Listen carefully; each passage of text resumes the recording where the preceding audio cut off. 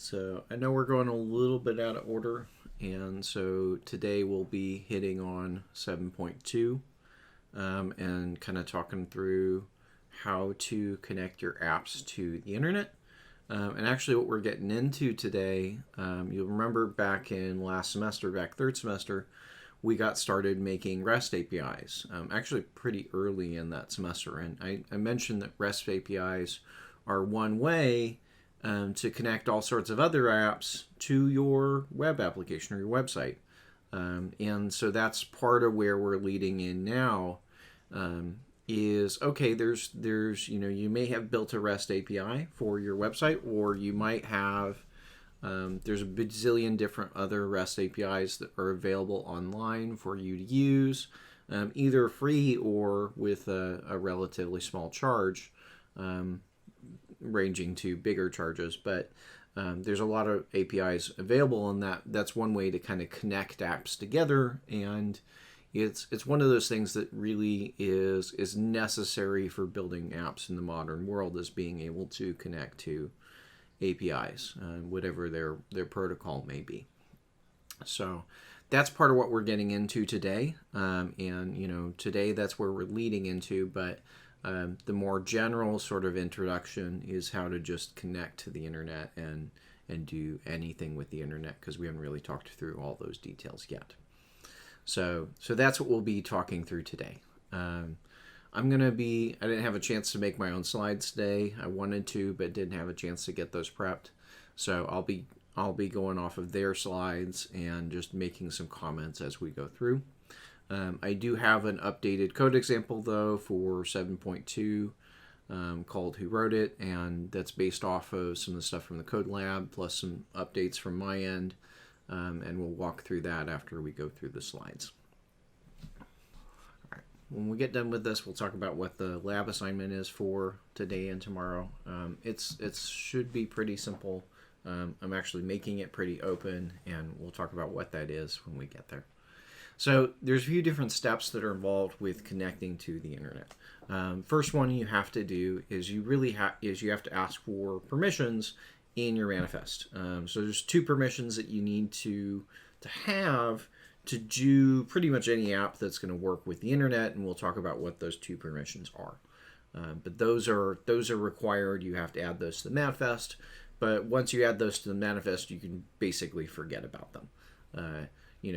As it turns out, almost 90%, 99% of the apps that you write are going to need those two permissions anyway, because they're needed for doing anything with the network.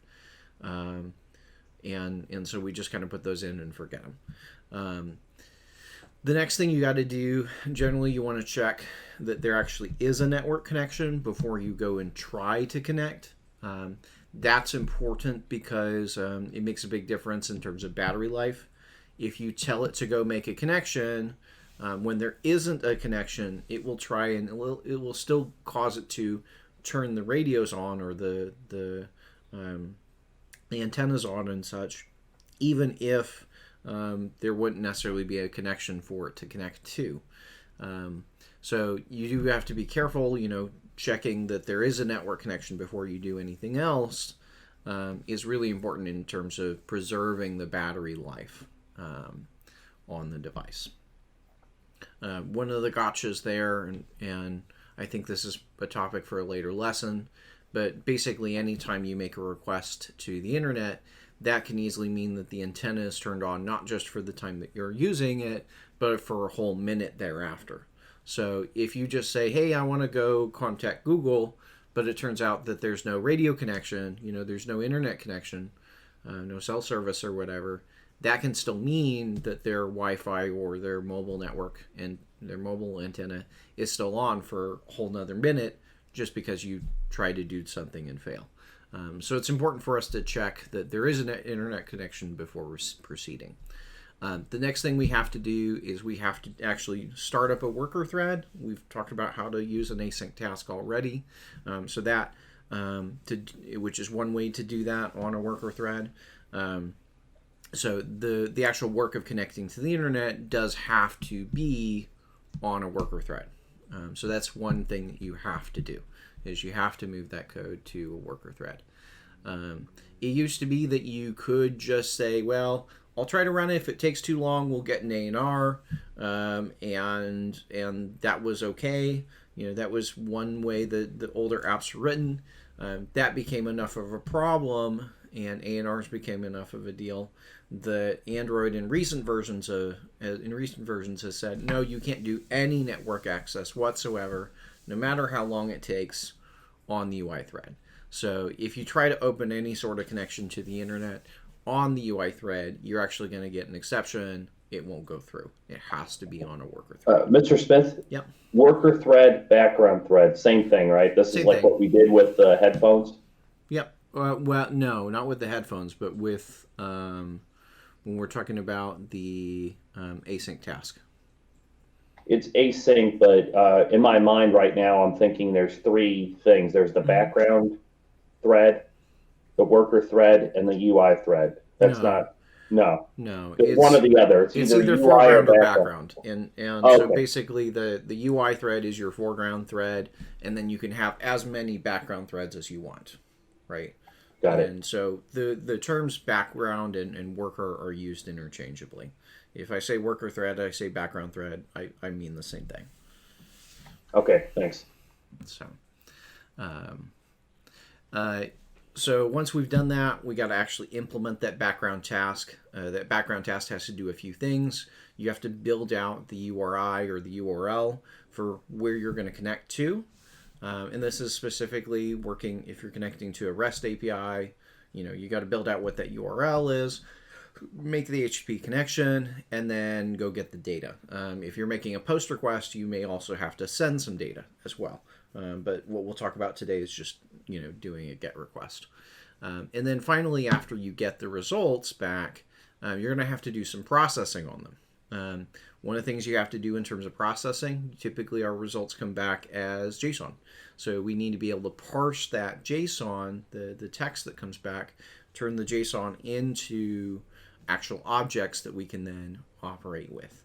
Now, unlike the world of JavaScript, JavaScript is not a type-safe language. So you can just kind of pull in JSON willy-nilly. You don't have to declare a type. You just take the data and you kind of deal with it in whatever structure it comes in. Because Java is a type-safe language, there's a little bit more rigor and a little bit more difficulty, a little bit more complexity anytime you want to parse JSON.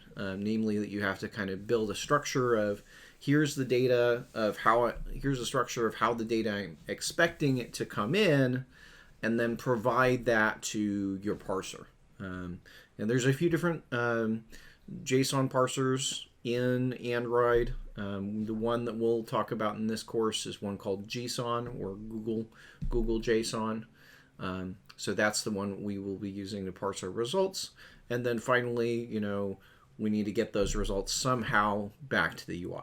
So that's the kind of overall process of what you have to do anytime you're connecting things to the internet. So I hope you can see that there's a few different steps in there. Just broad scope, there's about 5 steps in there between the permissions, checking for a network connection, implementing the worker thread, and then processing the results. Yeah, Mr. Smith, I'm thinking this is probably quite boilerplate language, right? Because you're always going to connect the internet in the same way, right? So there's really not a whole lot of code that needs to change. Right. Maybe to a database. The part that's new is the part that's down here in step 5, right? So the part that changes is basically step 4 and 5, where you're building up the request. That's going to be different depending on what you're connecting to, and then how you process the results will also be different depending on what you're connecting to. So these parts down here, steps 4 and 5, is really where you see a lot of the differences, if that makes sense, in making the request and processing the request. So let's talk quickly about the permissions. So in terms of adding permissions to the manifest, these are the 2 tags that you have to add. You just add them into your manifest. You add them before the application tag, not inside of the application tag. And that says that I want my app needs these permissions. So the first permission here is that you need access to the internet. Android permission, internet. You'll see this uses permission tag come up a few times in different places as you get more advanced in these later sections. We won't dive too much into a lot of these because we're not going too much into all of the different devices and Bluetooth and other things that you need, or location services that all have different permissions that go with them. But you'll start seeing these things, and these are things that your app doesn't get permission to do out of the box. And basically the idea here is that these are things that the user will get warned about and told about when they install your app from the Play Store. It's like, here's the things that the application needs. Are you okay with that? And you basically have two options. You either don't install the app or you install the app. There's not a way in terms of users, they can't actually download the app and then choose, well, you can't have that permission. That's not really an option in Android, at least in today's world. It might be an option in the future. I think it's, there's enough to be said that might be something that Google eventually does, where you can pick and choose what permissions an app gets and still be able to install it without giving it all those permissions. But that's currently not the world of Android. So these things you declare in the manifest, and if the user doesn't give you these permissions, they can't use the app. So here we have, hey, I want access to the internet. Okay. So we've got that. And then we've also got access network state. So internet says that I can make connections to the internet or get and receive data. Access network state is what allows us to see the state of the network, as in, is it connected? Is it connected to cellular? Is it connected to Wi-Fi? Is it 4G? Is it 3G? So the access network state gives us a lot of information about the current state of the network. Really all we care about today is it connected, true or false? But we need that permission just to get even just the basic true or false. Okay, so those are the two permissions we have to ask for, and basically you're going to put that in any app that we make from here on out. Is you're going to say uses permission internet and uses permission access network state.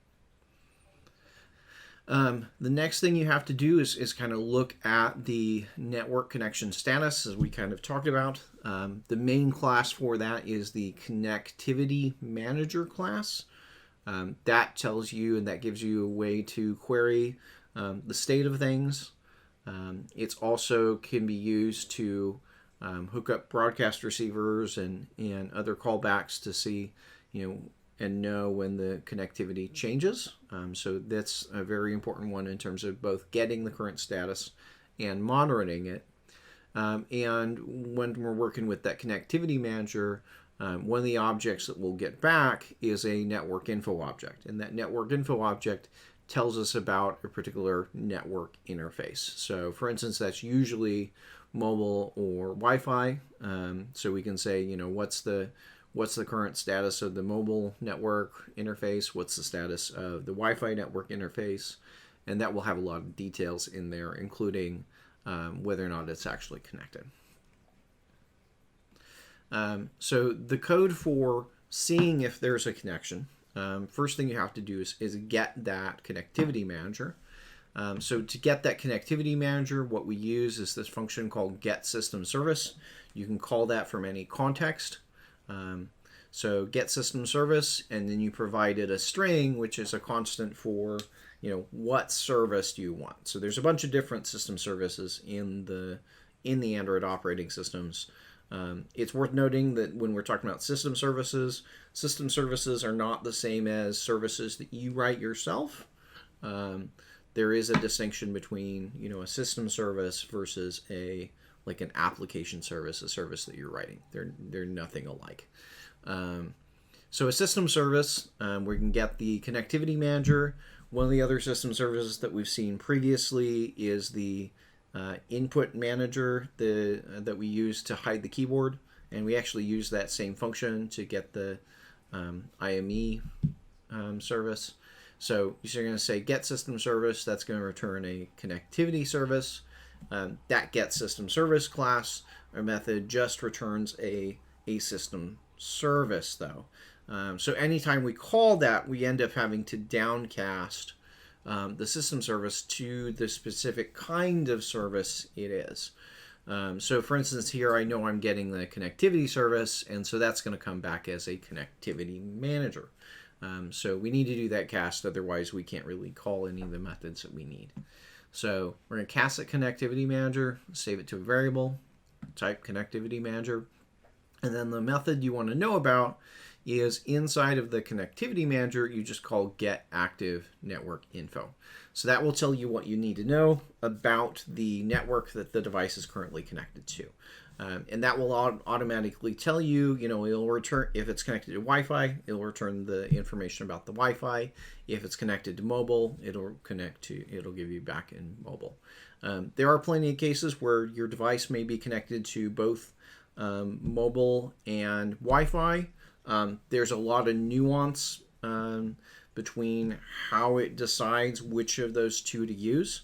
On a lot of Samsung devices, for instance, if it determines that your Wi-Fi network is quote-unquote slow or thinks that it can't connect to the internet, it'll actually choose the mobile network over the Wi-Fi network.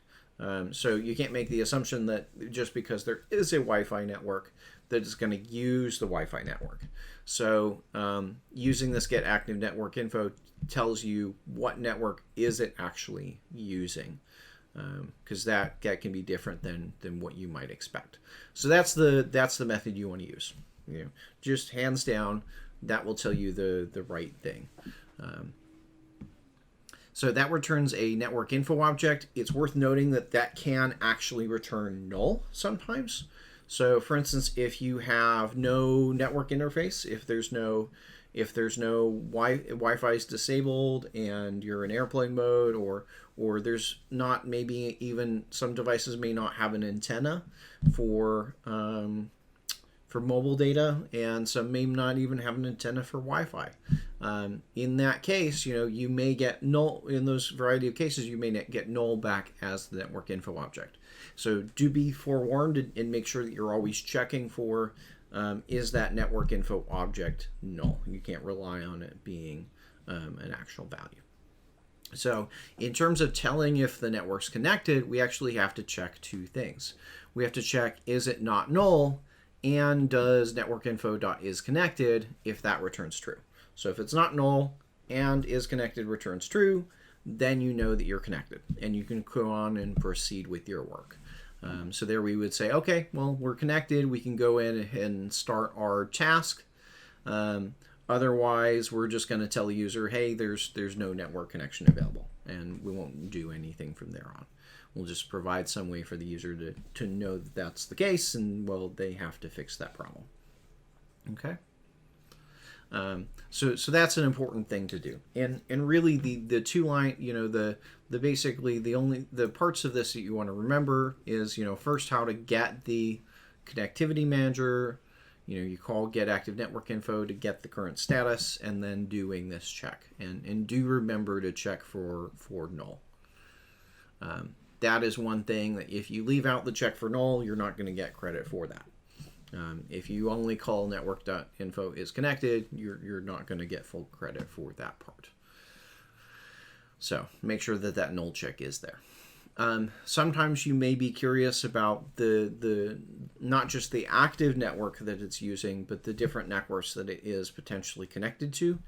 You can get those individually. So for instance, I could call get network info with type Wi-Fi. That will tell me specifically about the Wi-Fi. Or I could call it with type mobile, and that will tell me specifically about the mobile network. Again, they don't actually show it here, but you do still need to do a null check to say, is it not null, and before you can check, is it connected? So, Mr. Smith, is there a way to see if packets are flowing? I don't know if you covered that already or a roundabout way, because you can connect and it could just be there's nothing being passed. It's dead. The answer is there are some ways. It is actually quite a bit harder than you might expect. It's not an easy thing to do to inspect the network traffic. And part of that is that there aren't really any tools to do it on the Android device itself, if that makes sense. Okay. So, yeah, so it's just not done. No, it is done, and I did do that professionally because we needed to inspect the network traffic for one of the things we were doing. What I had to do, though, was a lot of networking hoops to make that work. And so basically I had to get all of my network traffic to go through.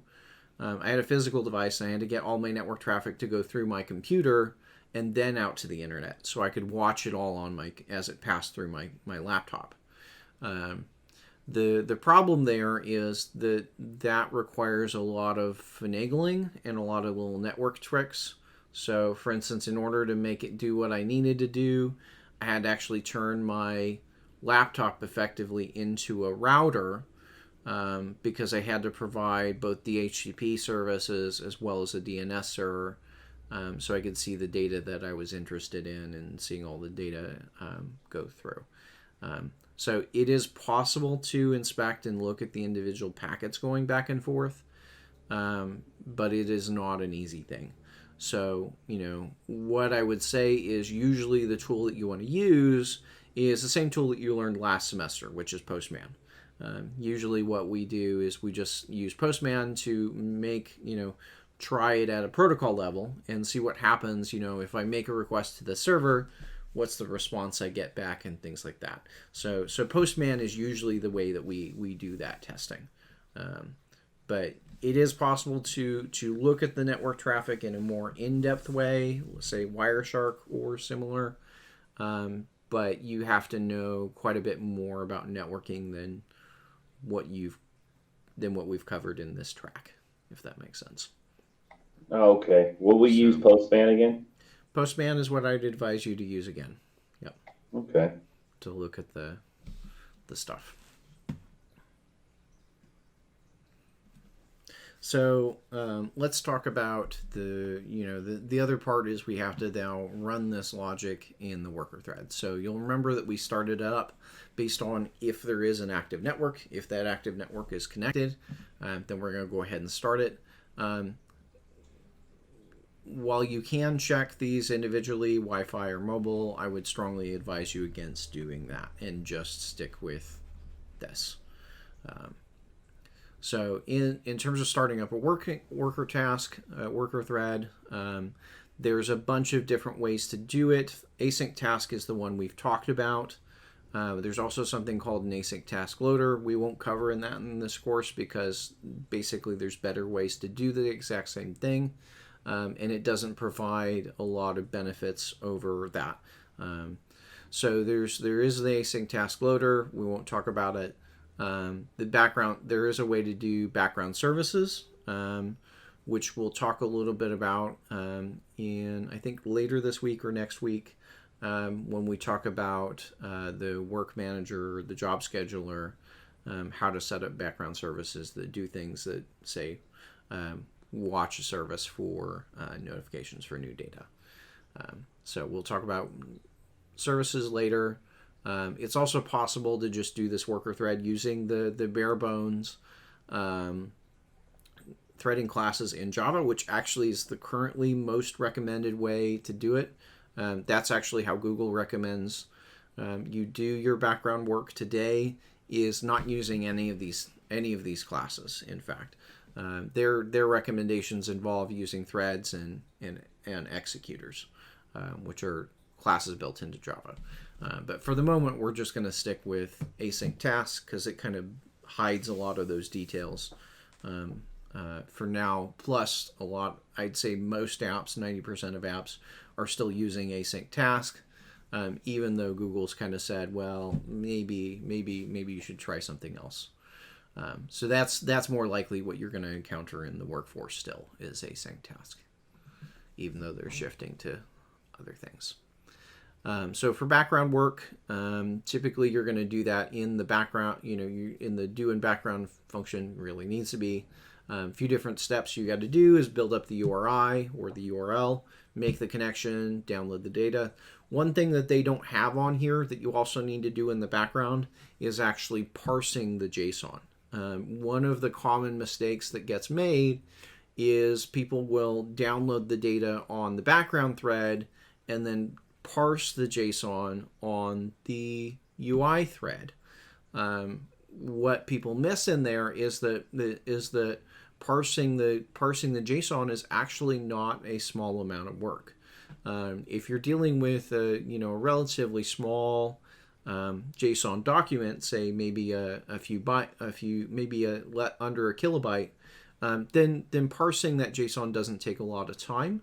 But in reality, the size of the data that you're processing tends to increase, and so once you're definitely over that 1K mark, you really need to make sure that you're parsing the data, whether it be XML or HTML or JSON. That all needs to happen on the background thread as well.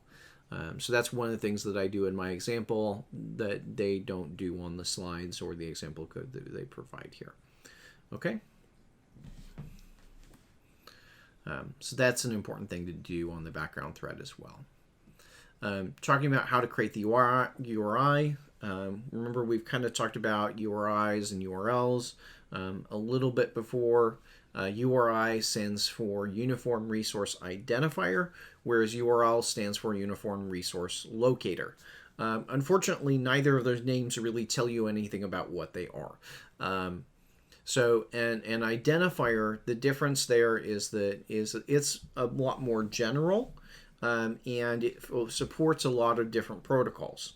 Whereas a URL, the only two protocols that are supported by URLs are HTTP and HTTPS. So for instance here, if your URI starts with file / well, it's reference to a file on the Android device. That would be a URI. It would not be a URL. Similarly, content. That's literal content, data that's embedded within the URI. That would be a URI, not a URL. So only these two, HTTP and HTTPS, are URLs. Okay? Now, the reason this comes up is because in order to kind of construct the URI or the URL, there's actually not a tool in Java to directly build a URL. You have to build a URI and then turn it into a URL. That's, as it turns out, in the world of Java, which not everybody is aware of. In fact, most of the there's a lot of Stack Overflow answers on, hey, here's my own custom URL builder I built. When there's is one built into the system, you just have to know that it's the URI builder, not URL builder. So the particular API that we'll be connecting to here is going to be the Google Books API. If I follow the link here, we can kind of see what the results look like. So you can see this is located at googleapis.com/books/v1/volumes. And then you'll notice there's a few different parameters in there in the URL. So for instance, the Q is set to Pride and Prejudice. That's kind of our search term that we're using. Max results is 5, so we're limiting the results that we get to 5 books. And print type is books. So we're saying we want books, at most 5, preferably ones that are about Pride and Prejudice. So we're going to grab that, and then we get this JSON result, right? And so we've seen a lot of this JSON last semester. That's a lot of how we communicated data or returned data from our APIs and such. So we can inspect that, and we can kind of see, okay, basically here's some data out on the outside. It's an object. Inside there, we can see there's a kind. There's the total number of items. That total number of items, actually the total results that came back. So there's actually 2,000 results, even though we're only showing 5 of them. So that tells us how many there are if we wanted to then later maybe iterate through those and show all those results. And then items is the main part that we'll be interested in. That's the actual books. That's the actual search results. So that's how the data comes back from this API, this REST API. Okay, so we want to break down, how do we connect and turn this data into something we can use in our application. There is a lot of data here, so oftentimes, and that's commonly true for most REST APIs that you'll find online. It may be that there is 20 different fields, but you only need 3 or 5 of them for your particular application. So, some of it comes down to just kind of sifting through that data and figuring out, what matters and what doesn't. So in terms of setting up the URI, first we're going to declare a few constants. So we're declaring a base URL. So this is kind of the starting point. HTTP, Google APIs, book volume 1, version 1, volumes. They put a question mark on here at the end. Typically you don't want to do that. Typically you leave the question mark off. It does work in this case, but you generally do not want to include that question mark. So you're going to start with whatever REST APIs you have. You're going to have some sort of basis of here's the stuff that you have to have all the time. From there, we're also declaring some constants for the different parameters that we'll be passing. So for instance, you saw that we had queue and Mac results and print type were in there. So we're declaring those as constants as well. So queue, Mac results, and print type, and that way we can refer to those in our code. Should that be private or protected or blank or what? There's nothing there that stipulates. Yeah, they don't specify, but we'll look at it when I get to the code example, but it should be private static final. Oh, okay. As a typical rule of thumb. It should usually be private static final. And so that depends a little bit on how you write your code, but the way that I'd ask you to write it, it's going to end up being that way. So I'm not entirely sure why they do that. I think that they were declaring these as local variables. I think that's the reason why they left off the word final, is because they were declaring it inside of a function, which they don't show here. But so in terms of building up the URI, we're going to start with that base URL first. And so the method you have to call is uri.parse. So uri.parse will take that string and attempt to parse it into a URI.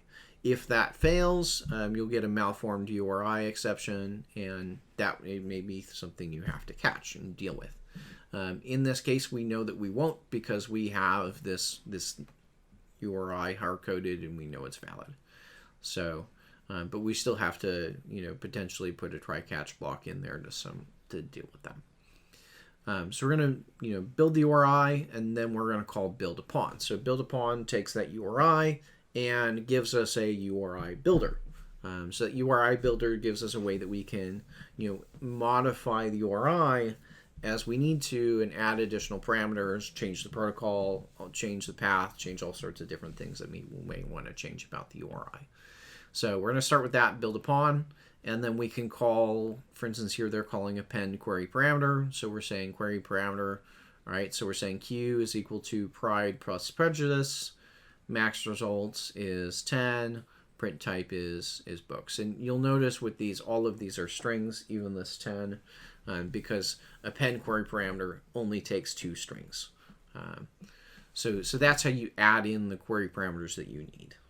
You call append query parameter. Then finally they call build. Build takes that URI builder, turns it back in to a URI. So that's kind of how they build the URI that we need. We start with a string, convert it to parse it into a URI, convert that to a builder, work with the builder, and then eventually call build. At the end of that, we'll have a URI here. Now, what we actually need to do the connection is a URL. We can't do a connection with a URI, so we have to get this to a URL. As it turns out, though, that's not a terribly intuitive thing, because there's not a constructor, for instance, that for URL that takes a URI. You can't just say new URL, pass it a URI. The URL constructor just takes a string. So we actually have to take the URI, turn it back into a string, and then feed it into the URL. So there's this steps of conversion that you have to go through, which are not terribly intuitive, and I think that's why a lot of the code examples that I find online aren't very good at this or try to do this themselves because they don't even know that these tools are available. So this is one of those things, if you look up at Stack Overflow, you'll find some very complicated answers, and they're not exactly right. So we'll look at it in the code example again after we finish up the slides here. So once we've got that URI, the URL, we can actually open up a connection. So the thing that we're going to use for that connection is the HTTP URL connection class. And so that works as long as you're starting with the URL that starts with HTTP. It's worth noting if you have your protocol starts with HTTPS, you'll actually end up with an HTTPS URL connection. The good news is HTTPS URL connection is a subclass of HTTP URL connection. So this still works. If this code still works, whether it's an HTTP connection or HTTPS connection. This process, as we were kind of talking about, this has to be done on a separate thread. You should still do this part on a separate thread. It technically isn't required, but both of that, once you get to this point, we do have to. Also worth noting, as we're working with input streams and readers and other I/O things, try-catch blocks potentially become required because a lot of these methods throw I/O exceptions, and those are not runtime exceptions, so you have to catch them and deal with them. Now, catching them and dealing with them is a hard thing. I will say it is not well understood. A lot of people get the try catches wrong. I will show you how I do it, and how I do it is different than how a lot of the tutorials show you how to do it, but I do have a reason why I do it that way. But it is worth noting that you have some exceptions here that you have to catch, because anytime you're dealing with I/O or the network, you never know when things will fail. It could well be that they open up the connection and midway through they get out of range of the cell tower, and now your connection drops in the middle. So you have to be aware of that idea that you can have. There's a lot of different places for this to, anytime you're working with the internet or the network, for things to fail, you have to be prepared for all of those different failures. And you don't want your application to crash in those cases. So let's talk about how we actually open this connection. So earlier we built the URL, and so from the URL you're going to just say open connection. Take the URL, call open connection. That will return a URL connection object. Now in this case, we could use that URL connection object directly, but we want to be able to access and call some methods on that specific kind of connection. So we actually need to have it converted over to an HTTP URL connection. So we're doing a downcast. So we downcast it to HTTP URL connection, which enables us to do the work that's on the next few slides. So once I have that, I can set a few different things. I can say, well, let's set the read timeout. So for instance, here they're setting it to 10 seconds. And the connection timeout to 15. Those are really important numbers to configure. The defaults are not very good. If you take the defaults on the connect timeout and the read timeout, you will find your users just sitting there waiting for minutes with nothing happening. So the default timeouts are, I will say, they're way too high. So you need to really set your own timeouts. The connect timeout is how long are you willing to wait for it to connect, to open the connection. So here we're saying we're willing to wait up to 15 seconds before we give up on the connection. So that's important. That does require a little bit of tuning because depending on how fast or slow your network is, 15 seconds might actually not be long enough for some people's network connections. So you have to kind of play around with that and figure out what's the right number for your users and their network states. What's the average? Huh? What's the average? What's the average? I would not hazard to say an average there, because the average is very situational. Well, how would you figure out like what your users? You basically have to time it, right? You basically have to time it. So for us in St. Louis, let's say you're on Spectrum Internet, Spectrum or fiber is pretty quick. It's probably going to be done in less than 5 seconds. Most of the time, it's probably going to connect in less than 5 seconds. If you're out in the country and if you're on satellite, right, satellite internet, that may be a lot longer, right? Satellite internet, it might be 30 seconds a minute. Is not necessarily unheard of on satellite. Okay. So it depends on what your user basis is. Okay. So you should set those numbers, but those numbers are something that typically requires a lot of testing. The gotcha is the bigger that number, the bigger that number is, the more likely your users are not to have connection problems. But it also means that the app will feel much slower to them for all of your users if you make that universally bigger. So sometimes you may have to say, make that something that's configurable even by the end users to say what their connection timeouts are. Sometimes that's something you actually have to put into the app to really be able to handle, say, satellite internet connections. So I won't say what the average is there, but there is a really, really big range. It may be 1 to 5 seconds on fast networks, and it can be minutes, a minute or more on slow satellite connections. So there's a very big range there. So the connect timeout is just how long does it take how long will it wait for to connect. The other timeout, which is the read timeout, is how long is it willing to wait between receiving packets of data. So one of the things to know about the network is the data is not all sent at once. It's sent out and broken up into smaller pieces. We call those packets. Those go through the network in smaller chunks. So your read timeout is basically how long are you willing to wait between those chunks. Okay. So typically that's a much smaller window. Usually the time between reads is usually much smaller than the amount of time to connect. Connect usually takes a lot longer than reading sequential packets, because you start the data flow and then it's just kind of going. But that's, again, a number that you have to kind of tune based on the kind of network and the kind of users that you're serving.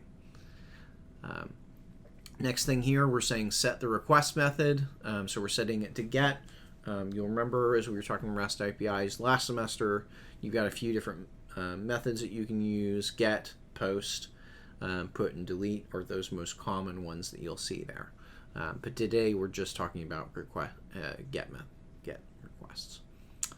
The next thing you may want to do is set do input. Set do input to true. That says that we do want to read the response. If we don't set that to true, we're not able to read the response. There's also a method in there called set do output, and we can set that to true or false. If we set do output to true, we're saying that I also need to send some data to the server before it starts doing whatever it needs to do. So, for instance, if I was I was trying to post a post to my blog, and I need to post a new post, I would need to probably use a post request, and I would need to set set do output to true as well as set do input to true, because I'd want to both send some data about the post that I'm creating plus read the response that's coming back. So we need to do a little bit of configuration with the connection before we actually connect it. Once we've configured the connection, you're then going to go actually connect. So con.connect, that's the way we actually initiate the connection. And that's the part that takes time, right? So this part that's the part that actually is going to block your thread. This is a blocking request. This is not an async request. This is a synchronous request. So your thread is going to be blocked until this connect gets done. That's worth noting because remember, when we were working with Node, the default was to have everything be asynchronous and non-blocking, which provides a lot of performance benefit. That's not how things work in the Java world. Things are actually blocking normally, and oftentimes there's not even an alternative to do it asynchronously. There's a lot of these APIs were not designed with asynchronous programming in mind, and so connection URL is one of those you can't call asynchronously, which is part of why we have to call it on the background thread. So we're going to say connect, and then once we connect, you usually want to get out the response code. So the response code is going to tell you, did we actually get a successful response? Remember, we talked about status codes last year, so 200 is the normal one that you'll get back. 200 okay says everything's good. In reality, it's anything in the 200 to 299 is basically a good response. Oftentimes you want to check in there for things like 400 to 499 would remember be a client error. So that would be something where we'd say, oh, something's wrong, let's stop, show the error to the user. Or if it was in the range of 500 to 599, then there's a server error. So you'll remember common errors that we get, or like 404 for things that are not found, 500 internal server error. So you typically need to check for those things before you do any further processing. So that's an important thing to look at, is the response code. And that's one of the things that you can't get out of just the URL connection. You do need to have an HTTP URL connection to look at and inspect the response code, because that's something that is HTTP specific. I see their input stream IS. Yep. Yeah, if I had to rate that on a scale of 0 to 10, I think I'd give it like a 1.5 for a name. IS, can't do better than that. Yeah, don't use Probably that name. know what that is. The other reason you don't want to use that name is often a they're just using the first letters, input and stream. That's how they came up as IS. Oh, I see that. Yeah, that is a bad name, especially because is often a keyword in quite a few languages. So yeah, you don't want to call a variable is. And I will say this is honestly code that you should never write it this way. If you write it this way, it will be incredibly inefficient, the way that they're reading the data here. So they have a method here that they're saying, let's go convert is to string, and really what they mean is convert input string, convert input stream to string. Absolutely don't do that. You will lose all of your performance. Doing things the way that they have done here in terms of reading the actual data, that can cost you make your application several minutes slower. That's the way that I'm going to show you how to do it versus the way they're doing this right here is a difference of several minutes. So please don't do that. Other things to note here, close connection, you do need to make sure that the connections actually get closed. So for instance, this needs to be, as we mentioned, wrapped in a try block, all this code up previously. You'll want to end that with a finally block, and in that finally block you need to call connection.disconnect. That makes sure that regardless of what happens, whether everything goes through successfully or there's any errors, that connection gets disconnected. If you forget to disconnect those connections, you will still continue to be connected to the server. That will still eat up quite a bit of memory. If you forget to do this, finally connection disconnect, you will find that your users are experiencing a lot of crashes because your app is going to run out of memory if you forget to call disconnect. Okay? And disconnect must be in a finally block. It's not acceptable to put it anywhere else because you really, again, need to make sure that those connections get close. If you put it in the try block, or if you put it in the catch block, you are not guaranteed that the connection will get disconnected. The only way to guarantee that it gets disconnected is through finally. Okay? Any questions?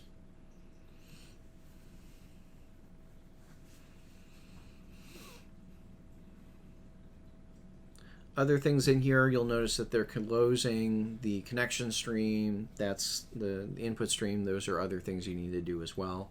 Close any input streams or output streams that you may have opened.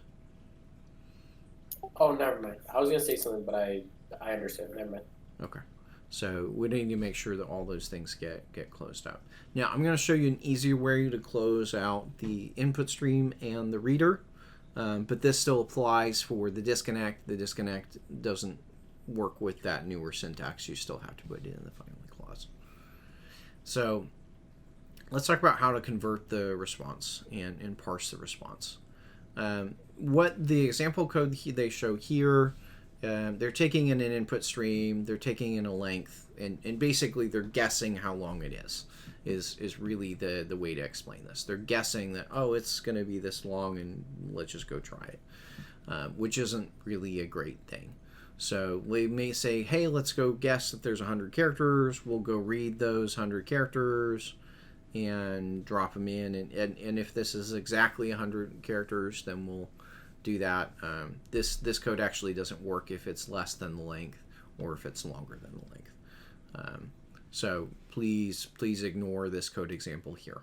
It's not what you want to do. Now they're using input stream reader here directly. There is something called a buffered reader, which is a little bit faster because it's got a buffer in it. And we will be using the buffered reader, but again, ignore the code example of what they show here, because I'm going to show you a better way to do that anyway.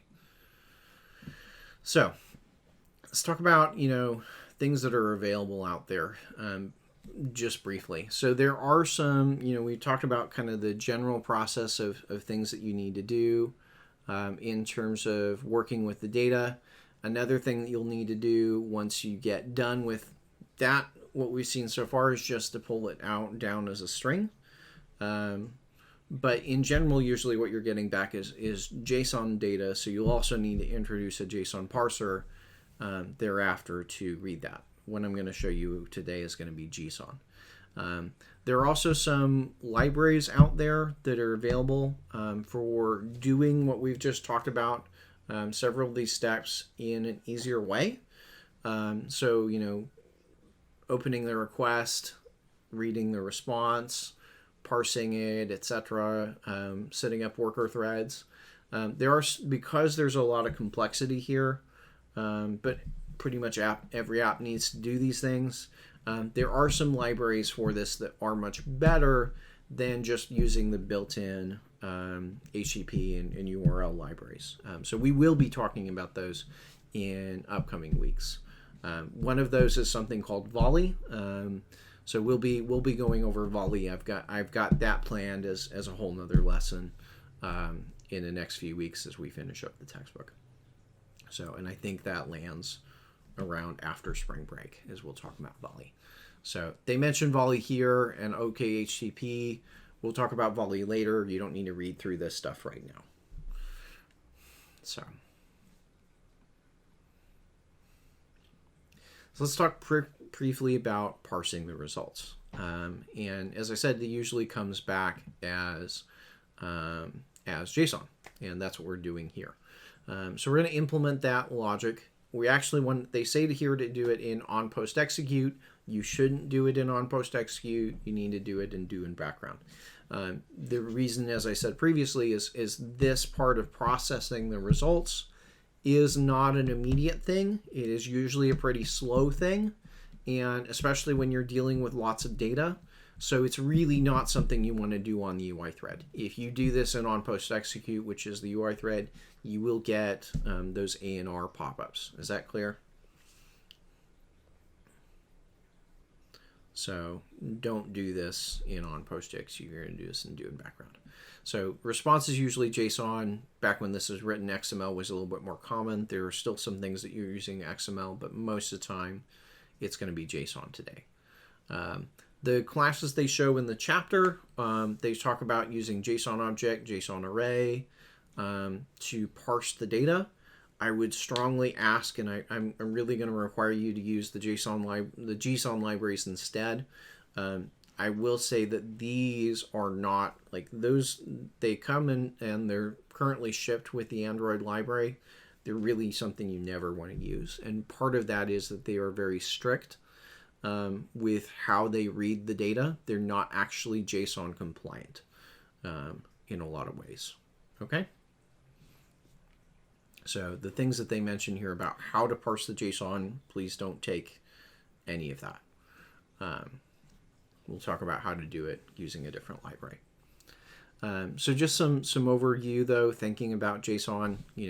JSON, you'll remember the curly brace here represents the start and end of an object, right? So here we've got an object with 3 properties: population, country, and cities.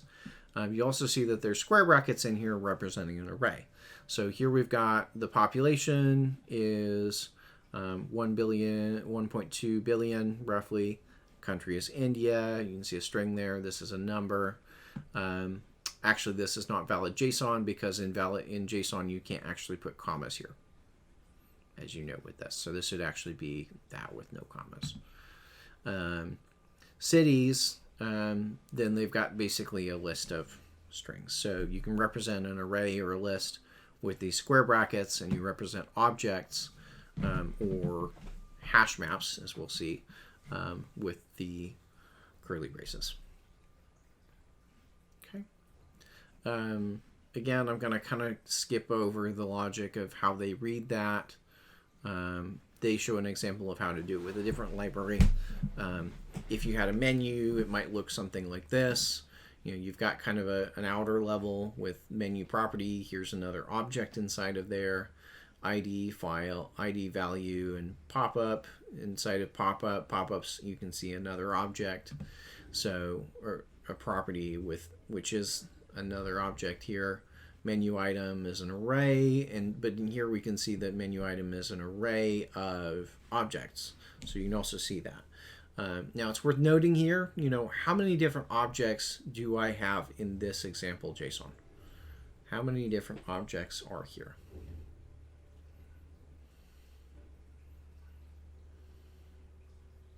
In this example. Okay, but give me a count. There's 6. So Troy, why are there 6? Where are those 6 objects?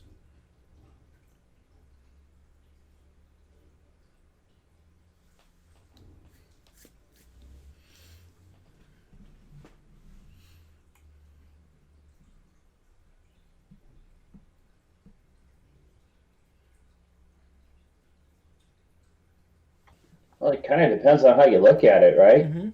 Okay. I mean, there's like subcategories because menu is like one big thing. Okay. And then within there's 3, and then within one of those menu items, there's... Well, these are properties, right? These are not necessarily objects, right? So I have an object here that has the property menu. And then I have inside there an object that it has the property ID, value, and pop-up. Has those properties. Yeah. And so pop-up inside there is a menu, you have an object there, and then you have another object here. So if I were to declare this and build this out, remember that Java is a strictly typed language. Each of those objects I'll end up needing to create a class for. So actually to model this data, I would need 1, 2, 3, 4 different classes actually to model this data. Does that make sense there? These would all the menu items are the same class. So as we're parsing JSON, we have to put it into classes, so that can quickly lead to an explosion of the classes that we have to write. Okay? Is everybody with me there?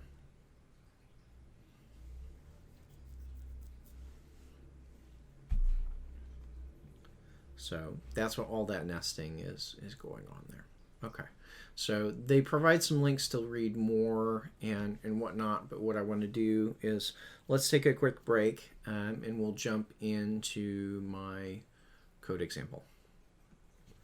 So let's take a 20-minute break, come back at 156, and we'll jump into some example code here.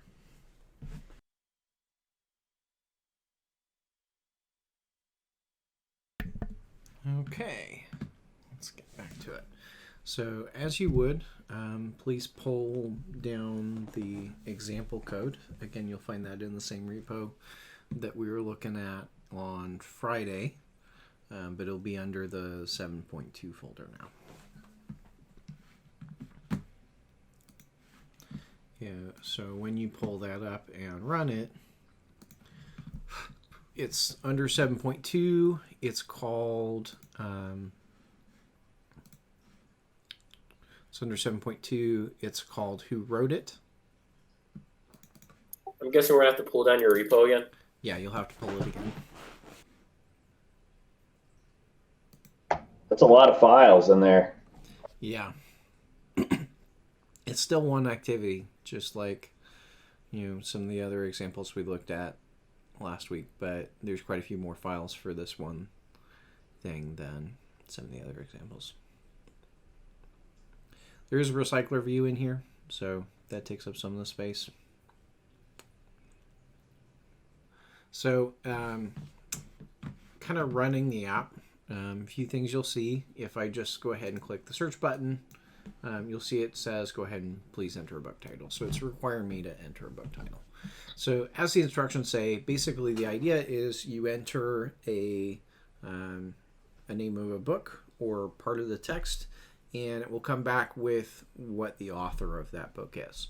So for instance, if I type in Pride, Prejudice, then it should come back with, okay, well, Jane Austen, right? Or if I put in, say, another classic, Romeo and Juliet, then it will go out and figure out, all right, okay, so there's a few different versions here, and, well, William Shakespeare wrote Romeo and Juliet. So that's kind of the gist of what this is. So it's going out to the internet and getting, given the name of a book, it will go and try to find books that have that name and get you the author. So you'll see that the results are coming back and being displayed in a recycler view. Other things you'll want to pay attention to, if I go into airplane mode, I switch that over, and come back in here. If I try to search now, it should give me a different error message, which doesn't seem to be the case. Is it still connected to the internet? I think I have to turn off Wi-Fi explicitly.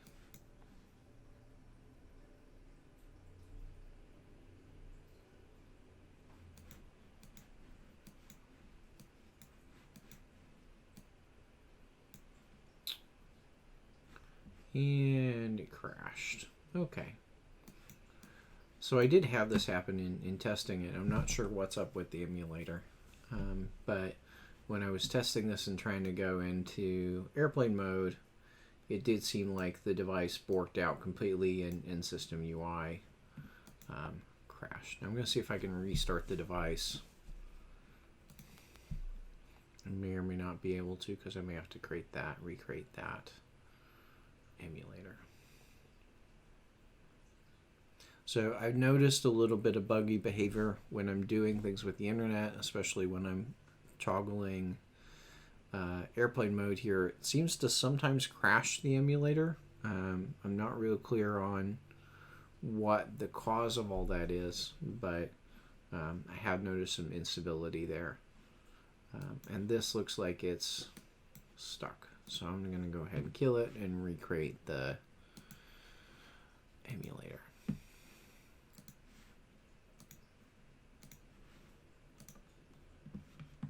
Create virtual device.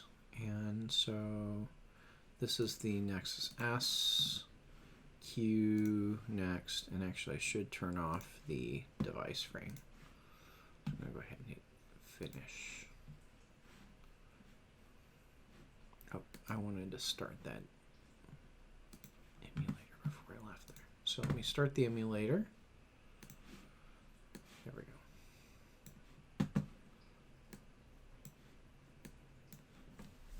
So that's one thing that I've had a problem with a few different things with, so dealing with internet. You may find yourself needing to recreate the emulator because sometimes it just gets to a point where it's stuck. And you can't really reboot it, you can't fix it. The only way is to delete it and recreate it. Unfortunately, that's been the case a few times. So, while this is coming back up, actually it looks like it's almost done. So when this boots up, I want to pop into auto rotate, turn that back on, and I want to enable airplane mode. There we go. Okay. So it should be airplane mode and no network now.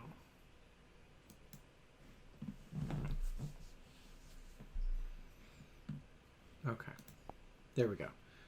So if I type in book search, so you can see that it says no network connection available if we are offline, right? So if we're in airplane mode, we're going to get that message.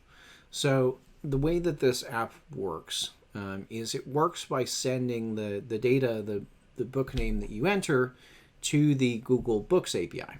So Google has an API for books because they have a Play Store. You can buy books in their Play Store. So you can use that to go find out information about books. So we'll be hooking up into that in this app. So open up the bookstore data source class. You'll see there's a few links at the top of this file. So first one is, linking into, you can see under Google Books API. And so I'm providing a few references that you can look up.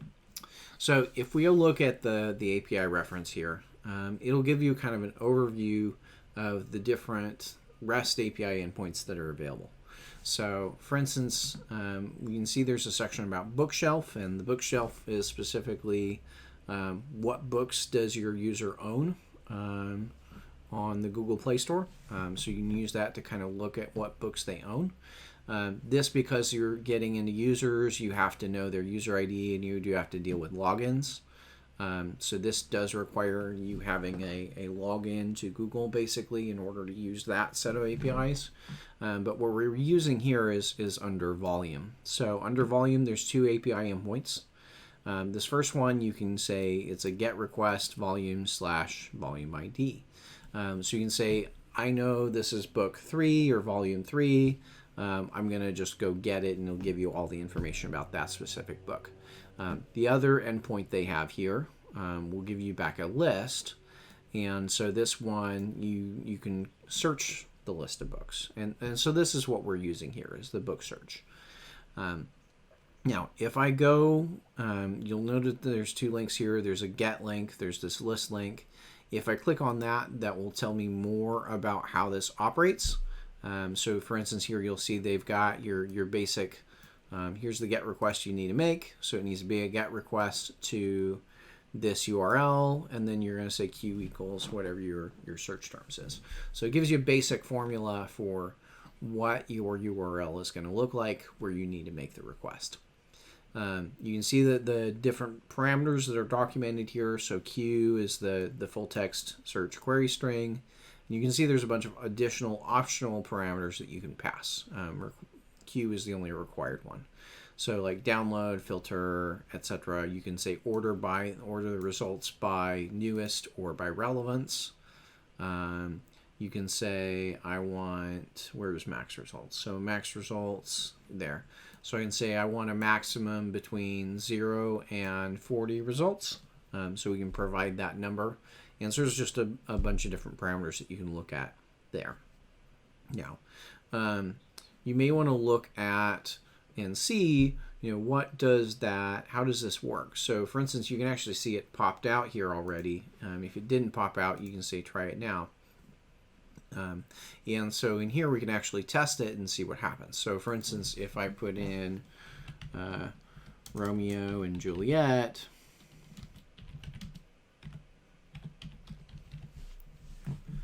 then we should be able to go down here and hit execute. Now I don't need credentials, so I'm going to uncheck both of those boxes so I can do it unauthenticated. So we'll see kind of here's the URL it built out, and here is the response that we got back. So you can try that directly through the Google API documentation. This is currently showing the code using curl, which is a command line tool. You can switch over to HTTP if you want to view it that way, or you could look at it as JavaScript code if you wanted to see, well, what would be the JavaScript code that would be necessary to write it, that query. So they've got a few different ways to view it, but here we can see the JSON response that comes back. So you can kind of play around with it using these tools and figuring out what makes sense. What I'm going to do, I'm going to actually jump out of here, and I've got another link in the code. So here I say example query. So this is the query from the slides. If you follow that through, you're going to get a response like this. Okay, so this is what comes back if we're looking for Pride and Prejudice and max results of 5. So we can see a few different things going on, right? So at the top level, we've got an object, right? And inside of there, we've got a few properties, etc., etc., etc. Now, the kind tells you what kind of response it is. So in this case, we're using that book volumes API. So we're always getting back book volumes. It's telling us how many responses there are. So in this case, it's coming back with 2,030 different books, of which we're only seeing the first 5 of them. So again, that can be helpful as you're kind of paging through. So inside of there, items is actually the search results. So that's the array. If we're gonna process through this data, that's where all the interesting data is under items. Now under items, we'll see that there's another object here. So we've got kind, we've got ID, we've got e-tag, we've got self-tag, self-link, and then inside volume info, we have a bunch of other things. So under the volume info, you can see the title, you can see the authors, published date, etc. And so honestly, the most relevant data to us is really going to be all the way down here under volume info. Everybody following with that? So yeah. My path down to the volume info would be, first of all, let's say this is the response, right? So it would be the response.items, and then 0, or the first one, dot volume info. So items 0 volume info dot title. That would be the path down to here, right? And so what I'm trying to get is the title, the subtitle, which some books have a subtitle, some don't, and you'll notice that that's missing here. So title, the subtitle, and the list of authors. And you'll notice the authors is actually an array. It's not just a single author. So we also need to deal with that as we're showing the response, is because we'll be getting back a list of strings, not a single string. Okay, so those are things that we have to work with. So we're wanting to take this data and turn it into something that we can show on screen. And the place I usually start with is not actually all that code that was shown on the slides. I usually actually start with just figuring out how to model the data, right? So what is the data in here that I want, right? So if I look at, what's coming up here, I need to get back off the Wi-Fi. And back off airplane mode. And this is Pride and Prejudice is what we're passing in. So let me put that into the example here as well.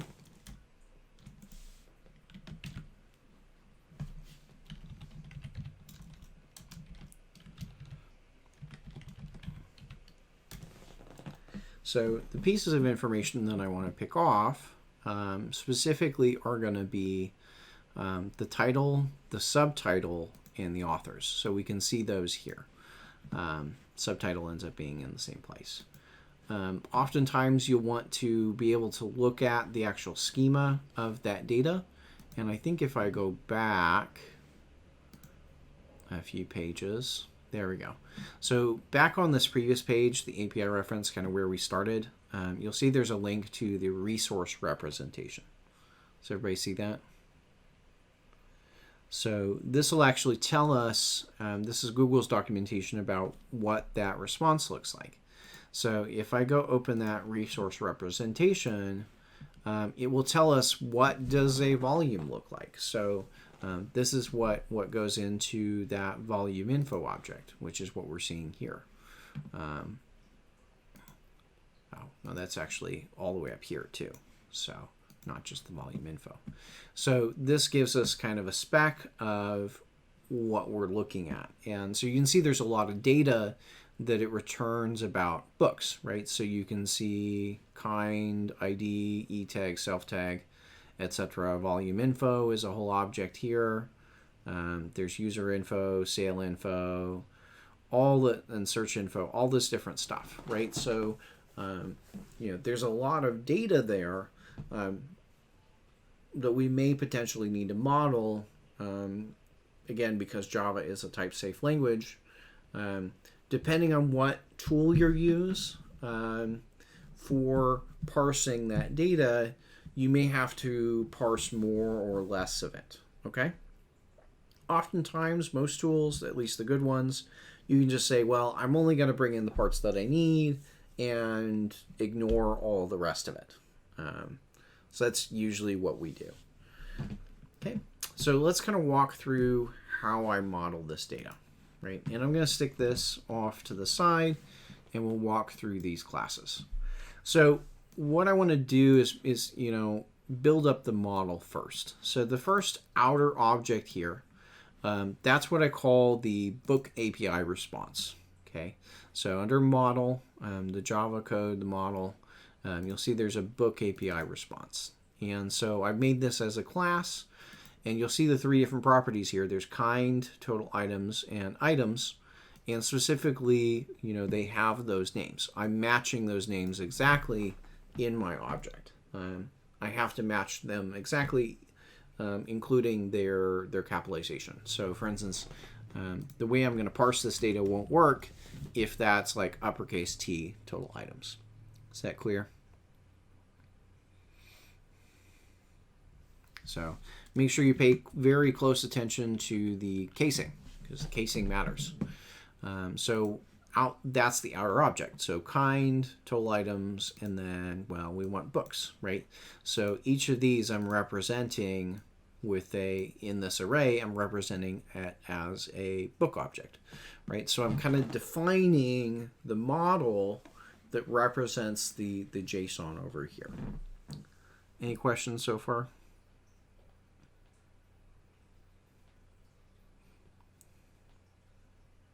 So basically an array here in the JSON translates to a list versus like a curly brace. If you see that translates to an object.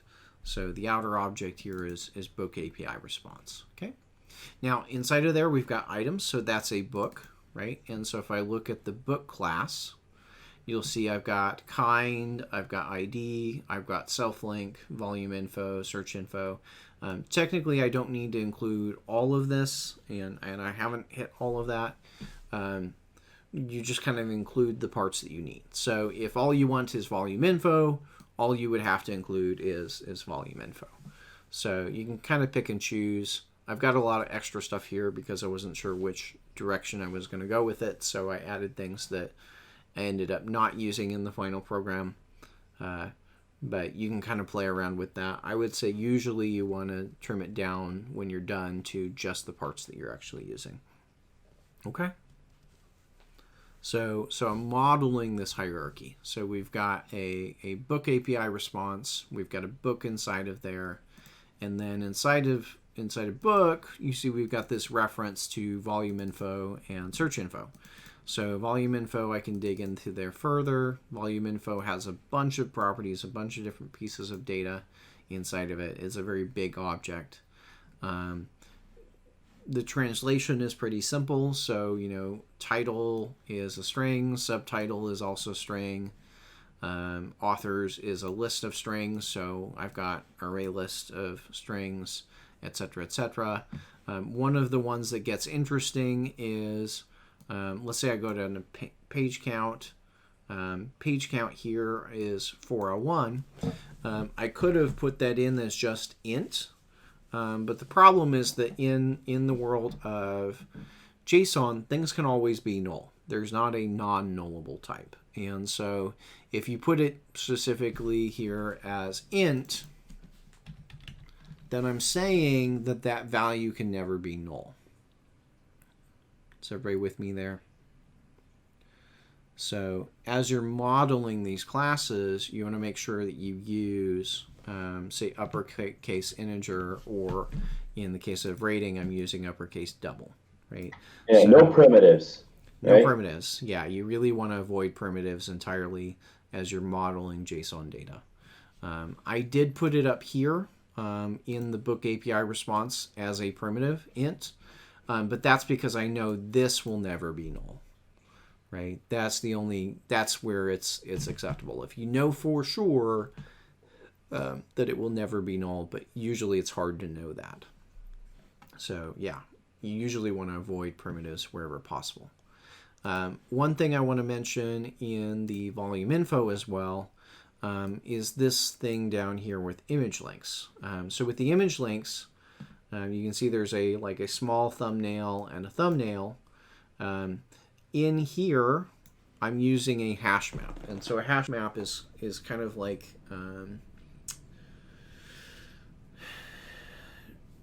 arrays. You know, you typically reference things in it with like an integer, like so the first one is 0, 1, 2, 3, etc.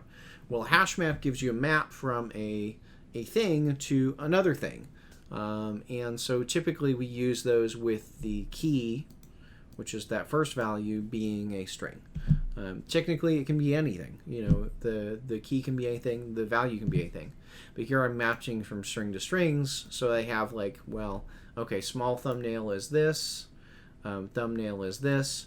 I could have made another object here to represent this, but this thing's a bit more dynamic. So not all the books come back with the same set of images. So that's why I'm using a hash map here to really be able to deal with that. So that has small thumbnail and thumbnail. If I remember right, if I go to some of the other ones, I think they end up with other images. Now, maybe I'm not seeing it here. Let me go to the documentation. Because sometimes things like this you don't always find in exact examples of the data. Sometimes you have to look at the reference to find out. So here under image links, you can see it can potentially be small thumbnail, small, medium, large, and extra large. So there can potentially be up to 6 different things, but it's always a map from here's the key, which is a string, to that's a string, right? So sometimes we model objects with hash maps instead of more classes. Okay. I have a real quick question. Yes. Not necessarily about this, but like when I type in Pride and Prejudice, yeah, I get like 3 or 4 responses from the same author. Okay. Is that because it's pulled from a different library, so in that case it has a different ID? Or is that, how would that, because it has the same title and the same author. Okay. So I would assume that it would be the same item, unless that's where the ID comes in and that's from the per library. So the ID does disambiguate that. And it may be that one is like, maybe it's a 4th edition and 3rd edition, 2nd edition, etc. That could be what you're seeing, is that it's different editions. I know with Pride and Prejudice, there are several that come back to me as Jane Austen, but they have different details because they're different printings or different editions. So I actually have that one that says Jane Austen. There's another one here that says Jane Austen as well. But you'll notice the publisher here, R.D. Bentley, and I think there's a different publisher. There's not even a publisher here. So sometimes those are, books like this, more classical works, you may find it from a bunch of different publishers. Does that make sense? Yeah. Yeah. So that's one of the gotchas with books is especially when you're talking about older books like this, there's a lot of like reprinting and whatnot details that you end up having to show quite a bit of data to explain what the differences are between the different editions. And that's why there's all this additional data that we're looking at here. So that's one of those things you'll want to keep in the back of your mind. Sometimes you'll need a hash map to model the data. I would also use that for something like this, reading modes, where you can see it's text or image. It may not make sense to have another object there. So sometimes that's good from a flexibility standpoint to just use a hash map and not create another object.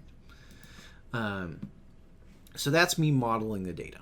Right, so that's what the book API response is, the book, the search info, the volume info, all four of those classes are just to model the data as it comes back.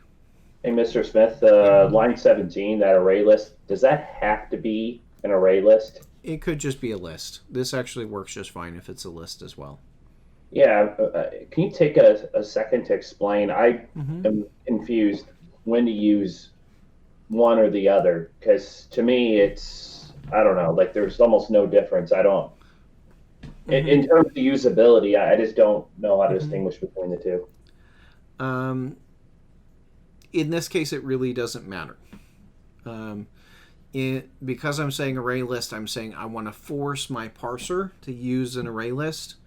If I just had listed as list, then my parser for JSON could have used something else. It could have used some other kind of list. Does that make sense? Yeah, sure. I mean, generally, you want to be more general. Yeah. Yeah. List is an interface. Well, not necessarily. Not necessarily. Oftentimes, yes, you want to be more general. Here, I'm telling it how to parse the data. So, because I'm enforcing that here, I'm saying that I really do want it specifically as that. Yeah, something else too is that it won't change, right? Because we're just reading the data, right? Right. I'm just reading data here. I'm not updating data. But if you were updating it, then you'd probably want a list. I would still use an array list here. Yeah. Okay. That's kind of a big gotcha, and there's a lot of debate in the industry about when to use array list and list. I will say in all honesty, like if you use array list everywhere and just forget about list, it will work. For all the programs we do this semester, if you were to say array list everywhere and not list, those programs will work. Does that help? Yeah, it helps a little bit. In some of these cases, the information, this metadata about the book is longer than the book itself.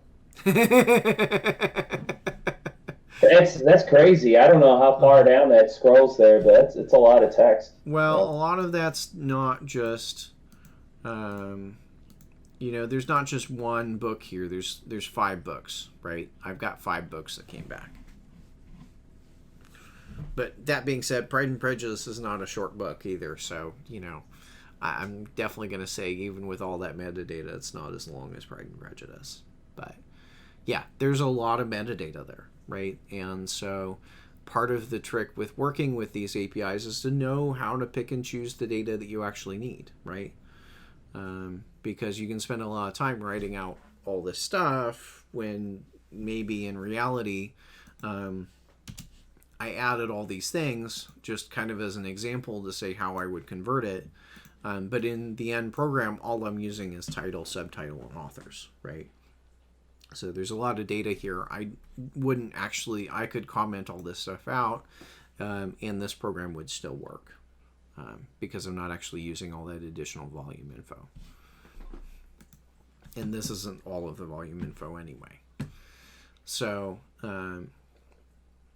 that's the kind of thing to think about. Okay, so we've talked about how to model the data, and let's kind of walk back through the steps that we needed in terms of connecting and getting data from the API. So you remember one of the first things we need to do is to get permissions, so or request permissions. So in the manifest, you'll see up at the top, inside of the manifest tag, but outside of the application tag, you'll see that there's these two tags: uses permission internet and uses permission access network state. So that's where those two tags will go. Again, every application from here on out will need to have those two tags. So you can basically just put that in all the future applications. Cool. So then let's talk about, the book data source and how this is built out. Remember, we looked at data source classes before. I started building one of these up for the data we had, but we had it as local data that I was working with in memory.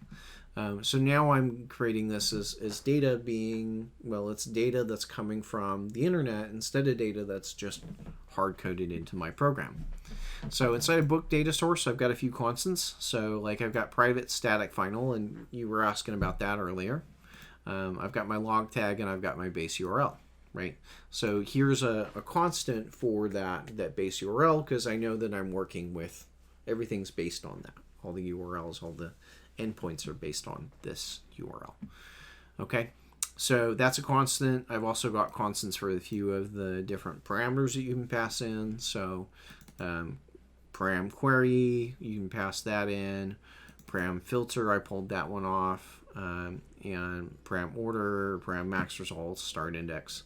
So you can kind of look at, how those are there. It's usually considered best to make these actual constants. That's usually considered good coding practice. It's not strictly required, but it will make your programs better to make those constants. So you see a bunch of constants in there towards the top of the program. Next things. If I'm looking at this class really only has one method. And that one method is called search books. So public book API response, that's what it's returning, is a book API response, which remember that's that outer object here with kind, total items, and items. So that's what I'm returning. And it takes a query and a max results. So those are the two pieces that I'm putting into the URL. It's like, here's the text that you want to put in, and how many results do you want to come back. Now, you'll notice that this function returns is marked as throws IO exception. So what that says is that this function can throw an IO exception. It may or may not, but it tells the code that calls this that it has to catch it. Does that make sense? So if anything goes wrong, this function is not going to fix it. There's no way for it to correct it. It's just going to bubble up that exception. Okay. How did you know to do that? Is that written in the docs, the Google API docs, or you just try on air? Throws IO exception? Yeah. How did you know to do that? I know that from experience, basically. I know that from, if you're doing anything with the internet or you're doing with files, it's going to be throws IO exception. Guaranteed. So any of the, like say doing our labs or whatever, if we got our method there, that's the, what it all comes down to, the search books there, probably will need throws exception on there. You will definitely need throws exception. Not just a probably, but you will definitely need that. So that's good enough.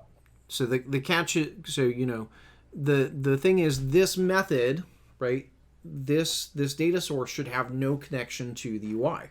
So because it has no connection to the UI, there's no way for it to know how to show the error to the user.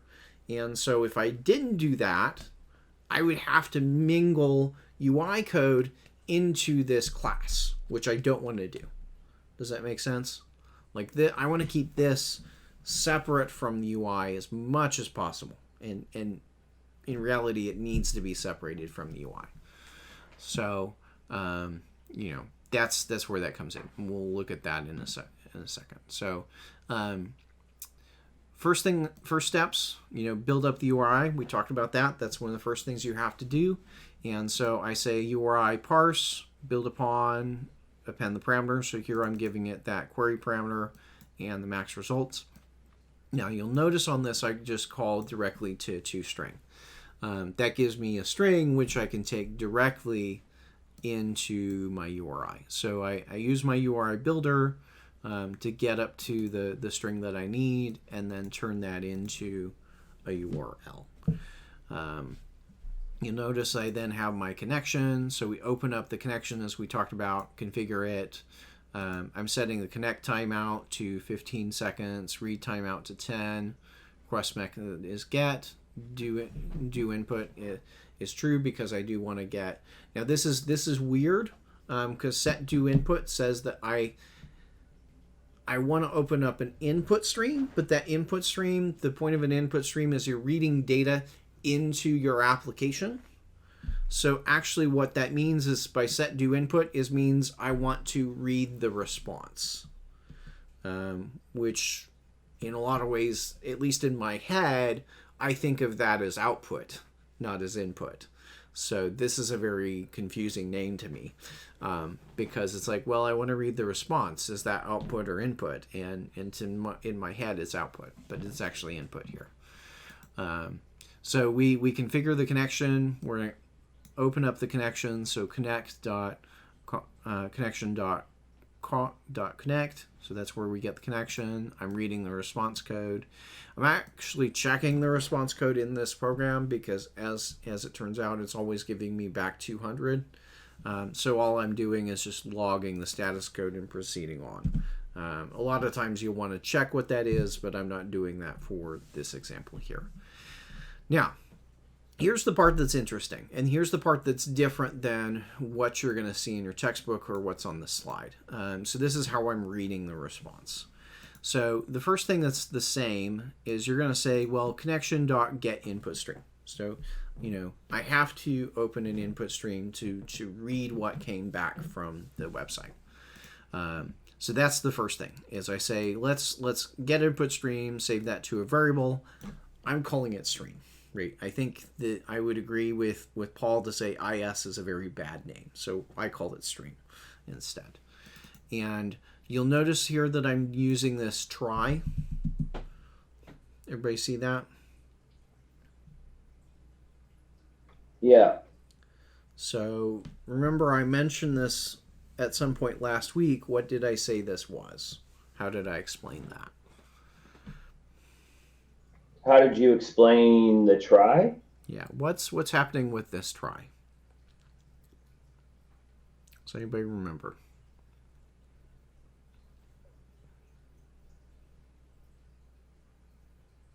Well, in this context here, I would say that we're just seeing if there is some sort of input stream. I mean, there's got to be something, right? We're getting that from the internet. It's not true because there's always an input stream. If I got to this part of the code, there's always going to be an input stream. If I got this far. If there was a problem connecting, this would have thrown an exception. Like an IO exception at that point.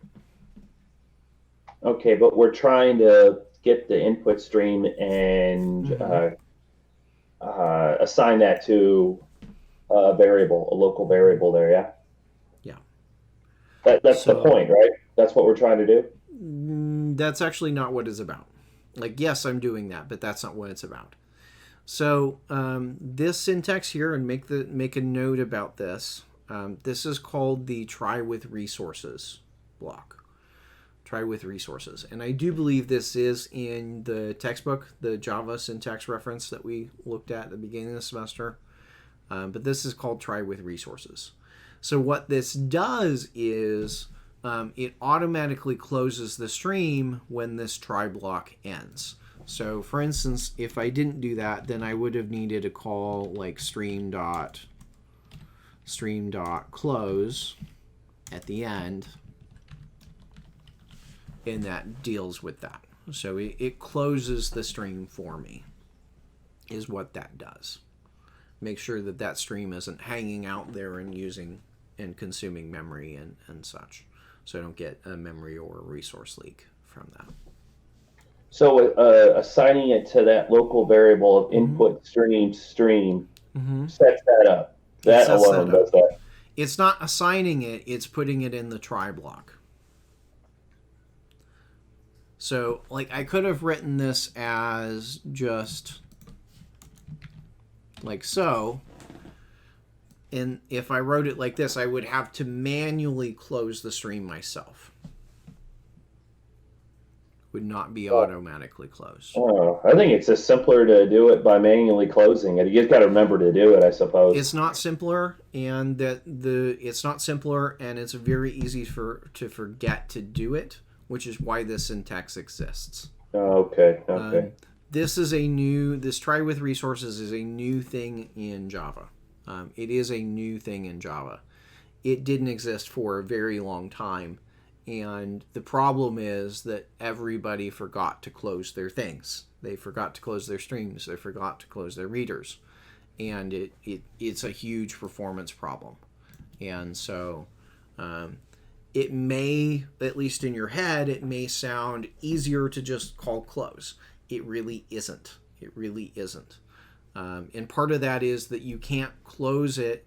If you close it here, you're not closing it all conditions. You actually would have to do it all the way down here, right? The proper place to close it would be down in the finally clause, right? But I have a problem. If I try to close the stream here, let me just say stream.close.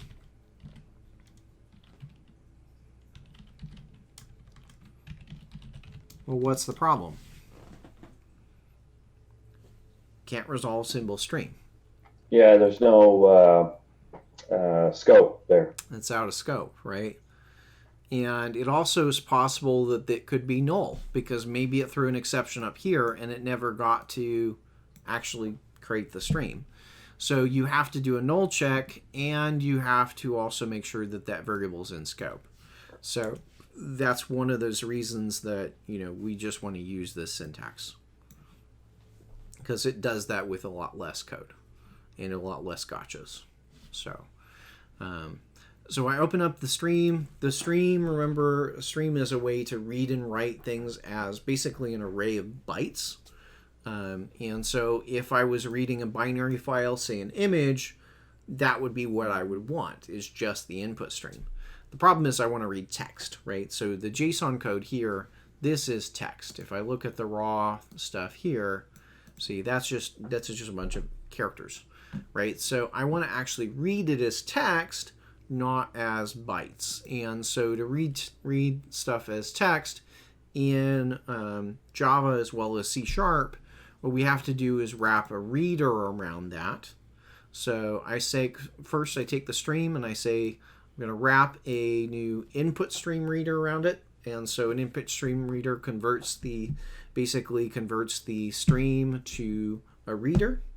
And then I wrap a buffered reader around that, which a buffered reader is more efficient.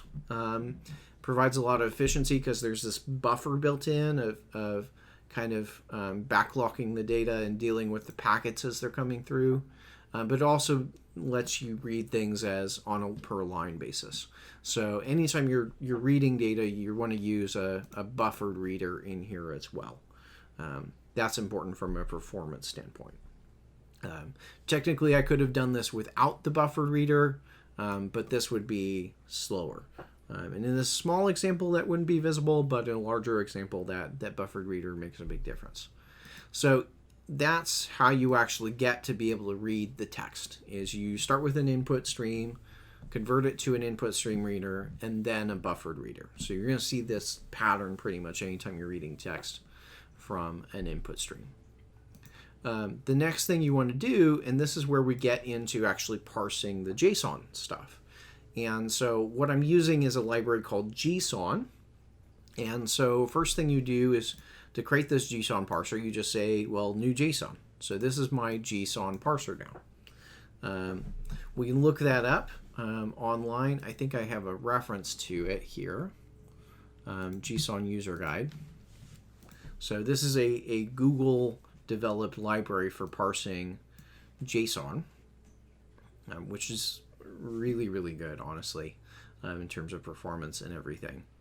One of the things you need to know in terms of using JSON, in terms of using this library, for me to construct the object down here, I actually had to add a reference in my Gradle to it. So, and you can see that in the documentation here. Implementation, com, Google code, JSON 2.86. So I had to add that and sync it. So that's one of the dependencies that you need to make this work. Okay, so just add that to your dependencies and your Gradle file, and now you can use JSON. So we construct a JSON library, JSON. That object, that JSON object, now has the ability to both parse and parse or convert objects to JSON. In this case, I'm trying to parse it. So what I'll do is I'll call json.fromJSON. So that will take my reader and turn it into a book response API object. So that's really all you got to do, is you say, give it a reader and the class that you want to read it into, and it will do everything from there to take all the data in, read it efficiently, and spit it out as the object you need it to be. Cool. Yeah, it's turning my brain to oatmeal. I hope it makes sense later. Okay. This is part of why I said, you know, as far as reading JSON, don't look at what's in the book, what's in your textbook or the slides, because this is what I want you to do instead. It is much more efficient and a lot less error prone than the library that they are using.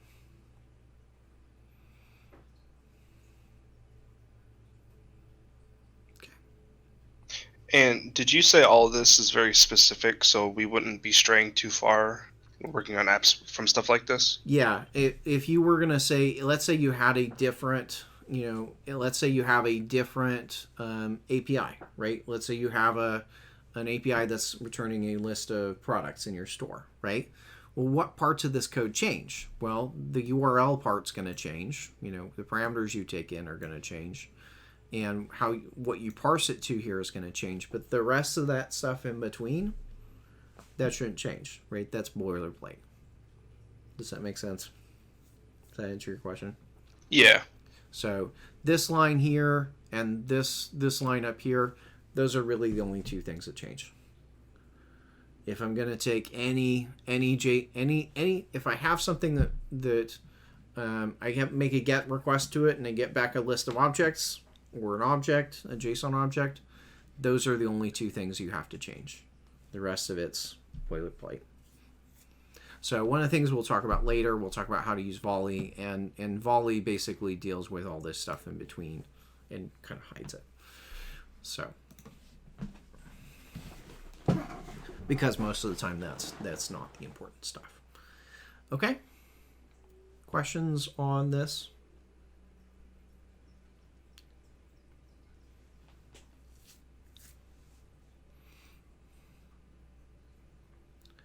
So things to remember is this data source now, if I call search books, this is running logic that's connecting to the internet and reading data from the internet on whatever thread calls it. So if I call search books on the UI thread, it will actually throw an exception, an IO exception immediately saying, you can't do this because you're connecting to the internet. Okay. As soon as it gets down to here on line 79, it's going to say, you can't do that because you're connecting to the internet on the main thread. So this code here has to be run on a background thread. And I can see that if I go to, say, main activity. Let me just show you that exception real quick and show you how it crashes. So if I say in here, I've got my data source. So I'm going to say book data source dot search books test, and let's ask for 10 books. It's going to compile. Oh, I do need to add a try catch block around that. So it's going to compile and let this work, but as soon as the program runs, we can see the stack trace that comes out. And in fact, you saw, even though I have that in a try catch, it's crashing the application. Go to error. There we go. So if you try to run network operations on the main thread, you'll see an example like this: fatal exception main, Android.os network on main thread exception. So that's the kind of exception that gets thrown if you try to do network stuff on the main thread. Got it?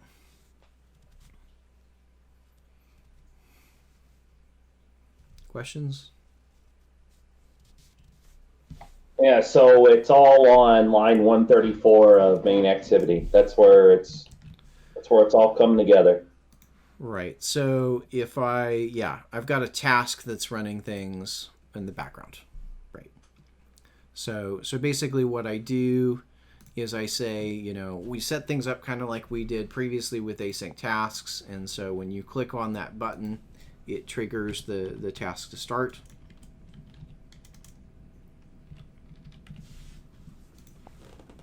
So clicking on that takes me on to on-click search. I get in here. First thing I do is I check if there's actually a query in there. If not, we just show a snack bar and we're done.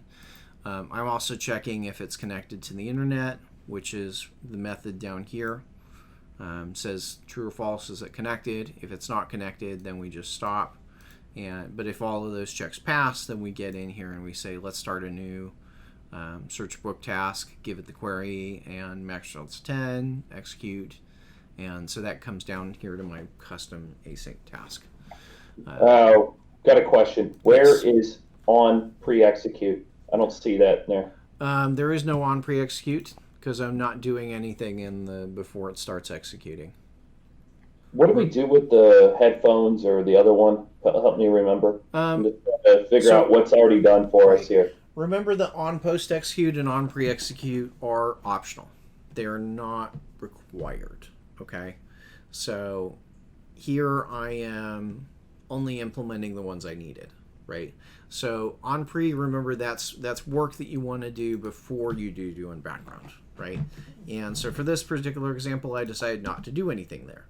But what might be a common thing I might want to do in on pre-execute? What might be a common thing that's maybe missing in here that I might want to do?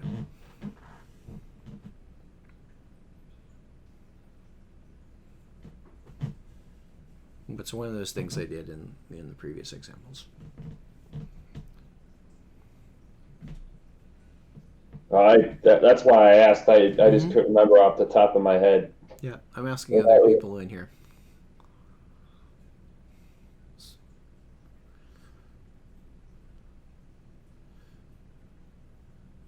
Mo, you there? Yeah, I'm here. What's up? What did we do previously in on pre-execute? Do you remember? No, I do not. Daniel?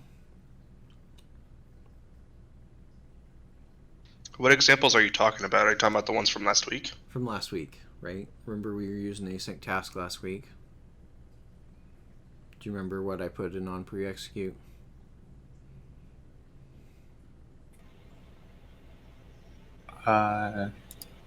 No. Don't look at it. Okay. What might be something I want to do here, especially given that this might take some time? Oh, are you checking to see if it's canceled, like if they re-enter or something like that? Well, that might be one thing. That I generally do in the do in background. So remember, common things is sometimes these queries might take a long time, right? So depending on what I type in here, right now all my queries are getting done pretty darn quickly.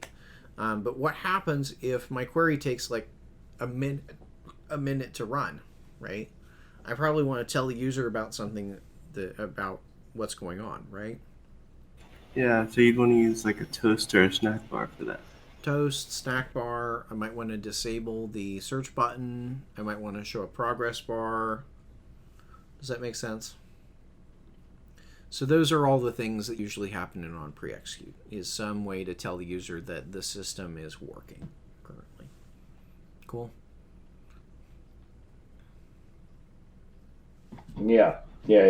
So I might disable the search button there and then re-enable it down in on post-execute. Those aren't strictly required, but they're usually considered good practice, is to give the user like some feedback.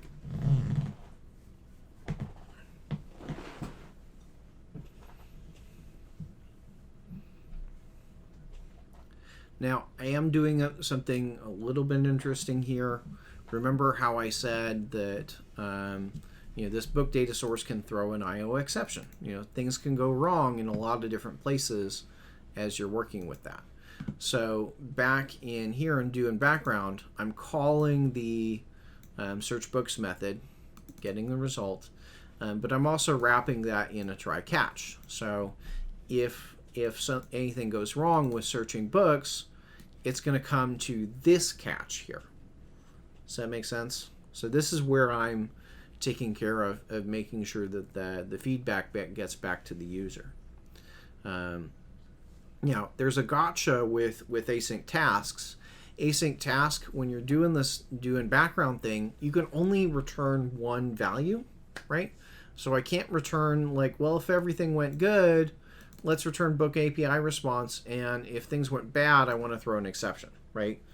I don't have a way to do that out of the box with a async task, which is one of those things that people have definitely pointed out on the async task is a major oversight. Is they didn't think about, well, what happens if doing background throws an exception? What happens if this fails? There's not a built-in mechanism in the async task class that supports that. So what I end up doing is I build my own mechanism.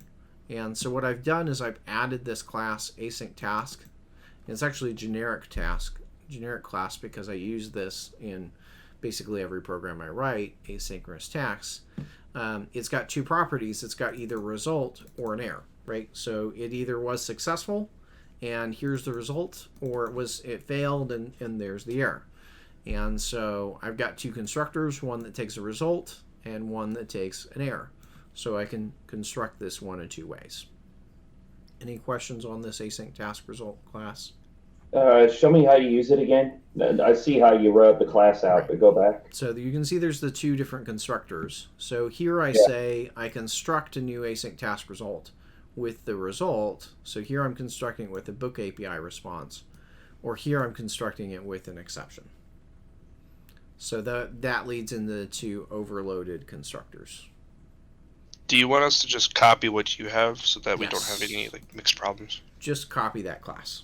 This async task result, copy it. This is the solution, because you're going to run into this inevitably, where you need to show the error to the user. So this is the best way around it that I've found. So yeah, you can copy this class, the async task result class, verbatim. I wish that something like that was just built into Android and I didn't have to write it myself, but there's not. So that's what I do. So in this case, both cases we're returning an async task result, and then I come down here and I say if there's no error, if there is an error, then we're going to log that and show a toast, say that I failed to get the books. Otherwise, I show the response. I update the adapter to show those books, and I show a stack bar.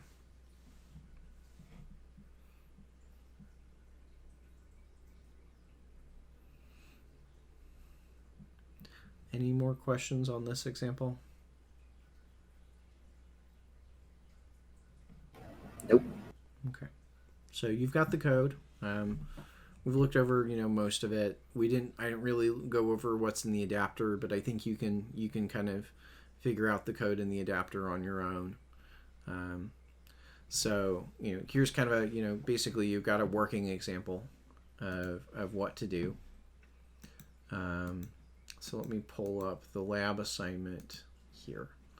So the lab assignment for this chapter, I wrote it out and then I decided, well, I can make it more general than that. So originally I had said, well, what are some of the APIs that Google has? Because we just talked about how to do this with the Books API. What are some of the other APIs that maybe you could use? And so one of the ones that I saw that you might be a good one to follow along with, because it's pretty similar to this, although not exactly the same, is the Google's Task API, which basically gives you a way to keep track of your current tasks. And that actually hooks up into a bunch of things. Their Task API hooks up into like their smart home devices, as well as your calendar and reminders and such.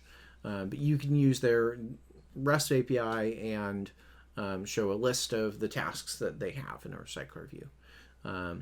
I definitely want you, whatever you use, is to use Json to their Json library to parse the results. But as I was kind of thinking about this, is like, well, really, honestly, what I want you to do is you can use the Google Task API. That's fine if you want to do that. Or if you want to go find or create a publicly available REST API, what I want you to do, then do that instead.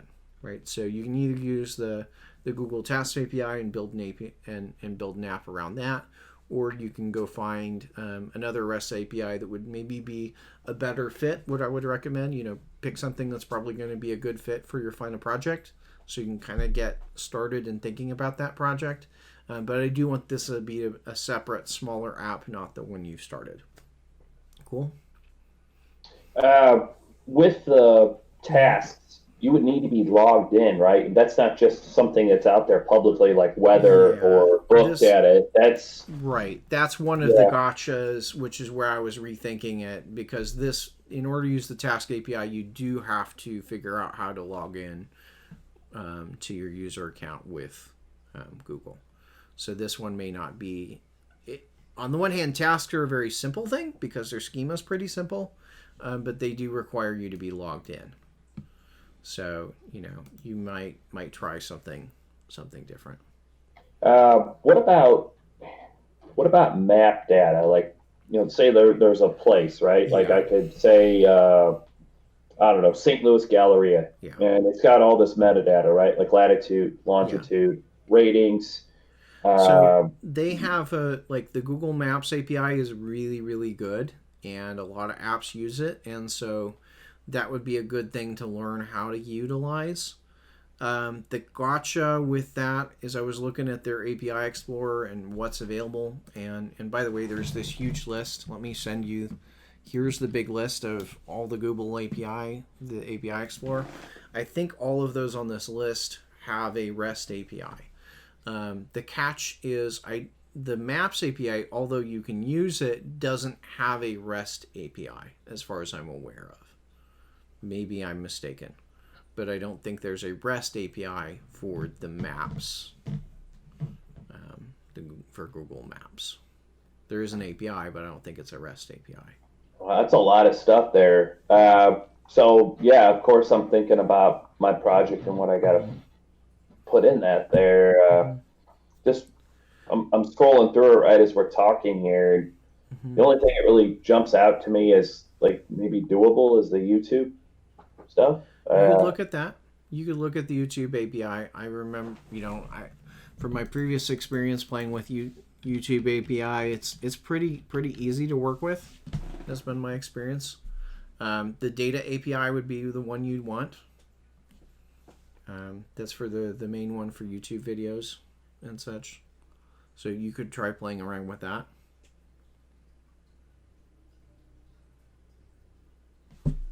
And I don't think that one requires a login. Yeah, that was one of the things I'm kind of thinking about as I developed this too, just to keep it simple the first time, something that doesn't require that. Yeah. So that would be one you could try. But reality, it doesn't have to be a Google API. It can be anything. As long as it's REST, that's what I want you to build between today and tomorrow, is something that can pull data, an array of data from a REST API and display it in a REST cycler view. That's the gist of it. How did you know that that was REST? I'm just looking at the YouTube data one. Is that Right. Does it say at the top, or Um, it doesn't say anything? It's a REST API.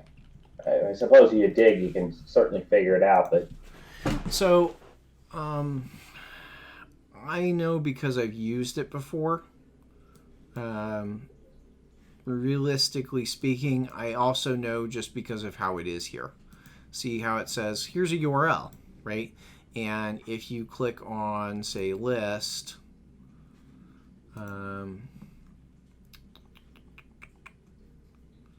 there should be an example in here to kind of go look at it. They've got a try it button here.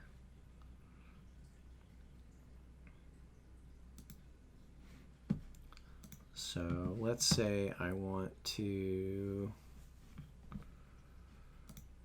try this without a value. And so let's say REST API and see what we get back for Google videos there. Okay, so there's some things. You'll notice that ones like this, the YouTube API requires you to have a API key set up that you have to pass.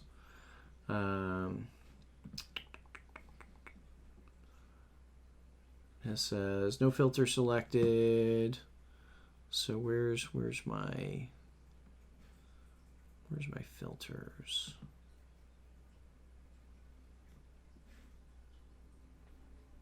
One of home, channel ID, or mine.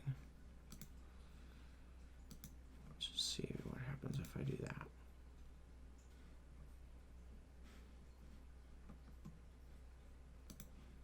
Although maybe this is a different YouTube API than I remember using.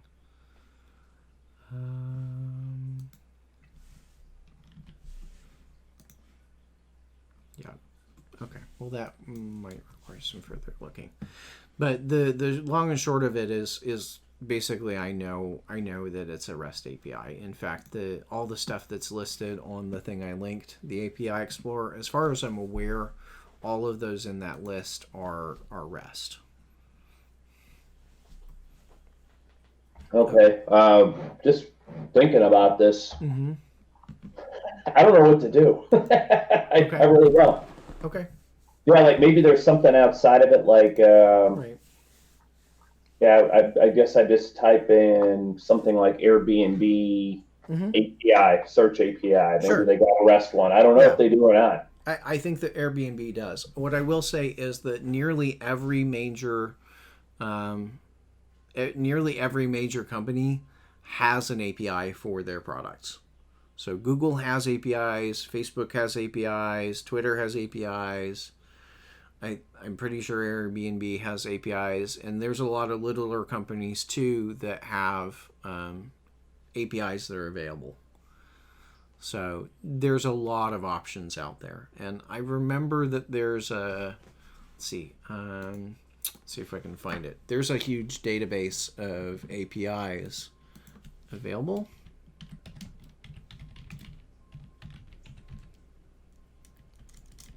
Let's see if I can look it up.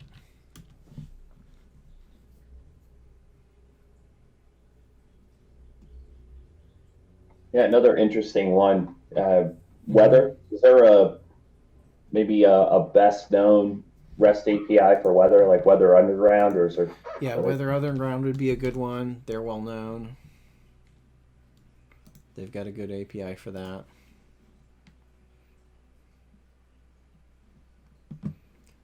So there's a link to one of the databases, any API. There's a ton of stuff that's available out there. Oh, that's the one I'm thinking of. Programmable Web. So like Programmable Web has a huge database of APIs that are available. A lot of those are REST. And NEP API has a huge database there too. So there's a lot of resources online that you can look for and find different APIs that are available, and just pick one out that looks good for the thing you're building. where you're going with your final project. So with any of these, would you say just to start off, just keep it simple? Like if it's the book search, just return the title, something like that. Yeah, just to see that's that it's fine. working, and then just go from there. The I would idea say here, I would sort of say return 2 or 3 pieces of information. oh yeah, to turn in, but just to start off. Yeah, start Okay. off by, have it able to return 2 or 3 different pieces of information and from the data that it's returning. Cool. Yeah. So in the end, our code will probably look something like 95% the same as what we have there. Because okay, that's a relief. Yeah. No. Json, yeah, it's all this stuff going on. It's a lot. It's a lot. We'll keep No, it simple. most of your code will end up being almost virtually identical to mine. That's fine. It's the touch points where you touch to the, this part will be different. How you build up the URI will be different. The particular data that you're pulling it out, that will look different. The way your UI looks is probably, I would expect your UI to look very different than mine, if that makes sense. Right? I wouldn't expect you to have the same layout necessarily as me, but the back end stuff of how the data source works is going to be almost identical. Cool. Is that just how Chapter 7 is? Is a lot of it's just super specific that we can't really stray far from? What do you mean? Like with async tasks and this whole system. It's what you're getting is some general tools, right? Some general tools of how to do it. The reality is just by changing this and that gives you drastically different programs. Does that make sense? Mm-hmm. Yeah. Like just by changing those 2 lines, you get something completely different.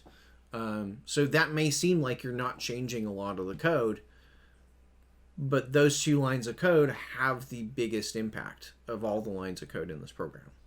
61 and 87, is that it? Yeah, 61 and 87. Right? So, it may be that the rest of that code is pretty standard, but, Okay, yeah, I think I'm catching on. So it really, the work is in looking at the docs and getting that URI in the right format, and then right. Well, hang on. Like, all right, if I'm using, say, like the Airbnb API or Weather Underground, line 87, Json, that's Google's stuff. Now, is that only YouTube is obviously Google, so is the tasks. No, Json will work. Json will work with any JSON from anywhere. Okay, because we're using Android, which is a Google product. I'm getting hung up on the fact that it's JSON. All it is it's a JSON parser and formatter. Yes, Google developed it, but it's not specific to Google. Okay.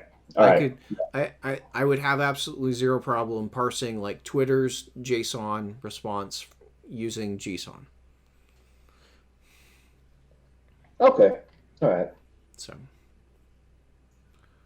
So yeah, just as a way to move out, just be cognizant of the code, but just not to say cut and paste, but focus on the main task, which is just getting that URI and the main task is to get the data, find the data that you're gonna get, and then get that data to the screen, right? That's your goal. Find the data, get it to show up on your screen in a recycler view. Right, so you're basically on the beginning and end points.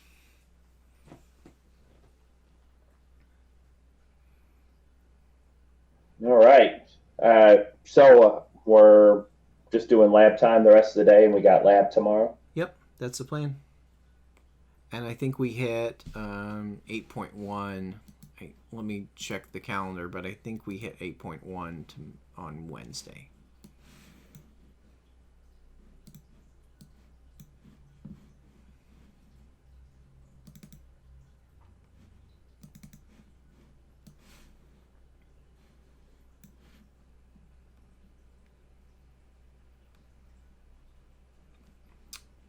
So, oh no, 8.3. Okay. So yeah. So this is the lab for today and tomorrow, and then we'll hit 8.3 on Wednesday. And yeah, so 8.3 is the job scheduler. So on Wednesday we'll talk about how to run some of this stuff in the background in like a run jobs.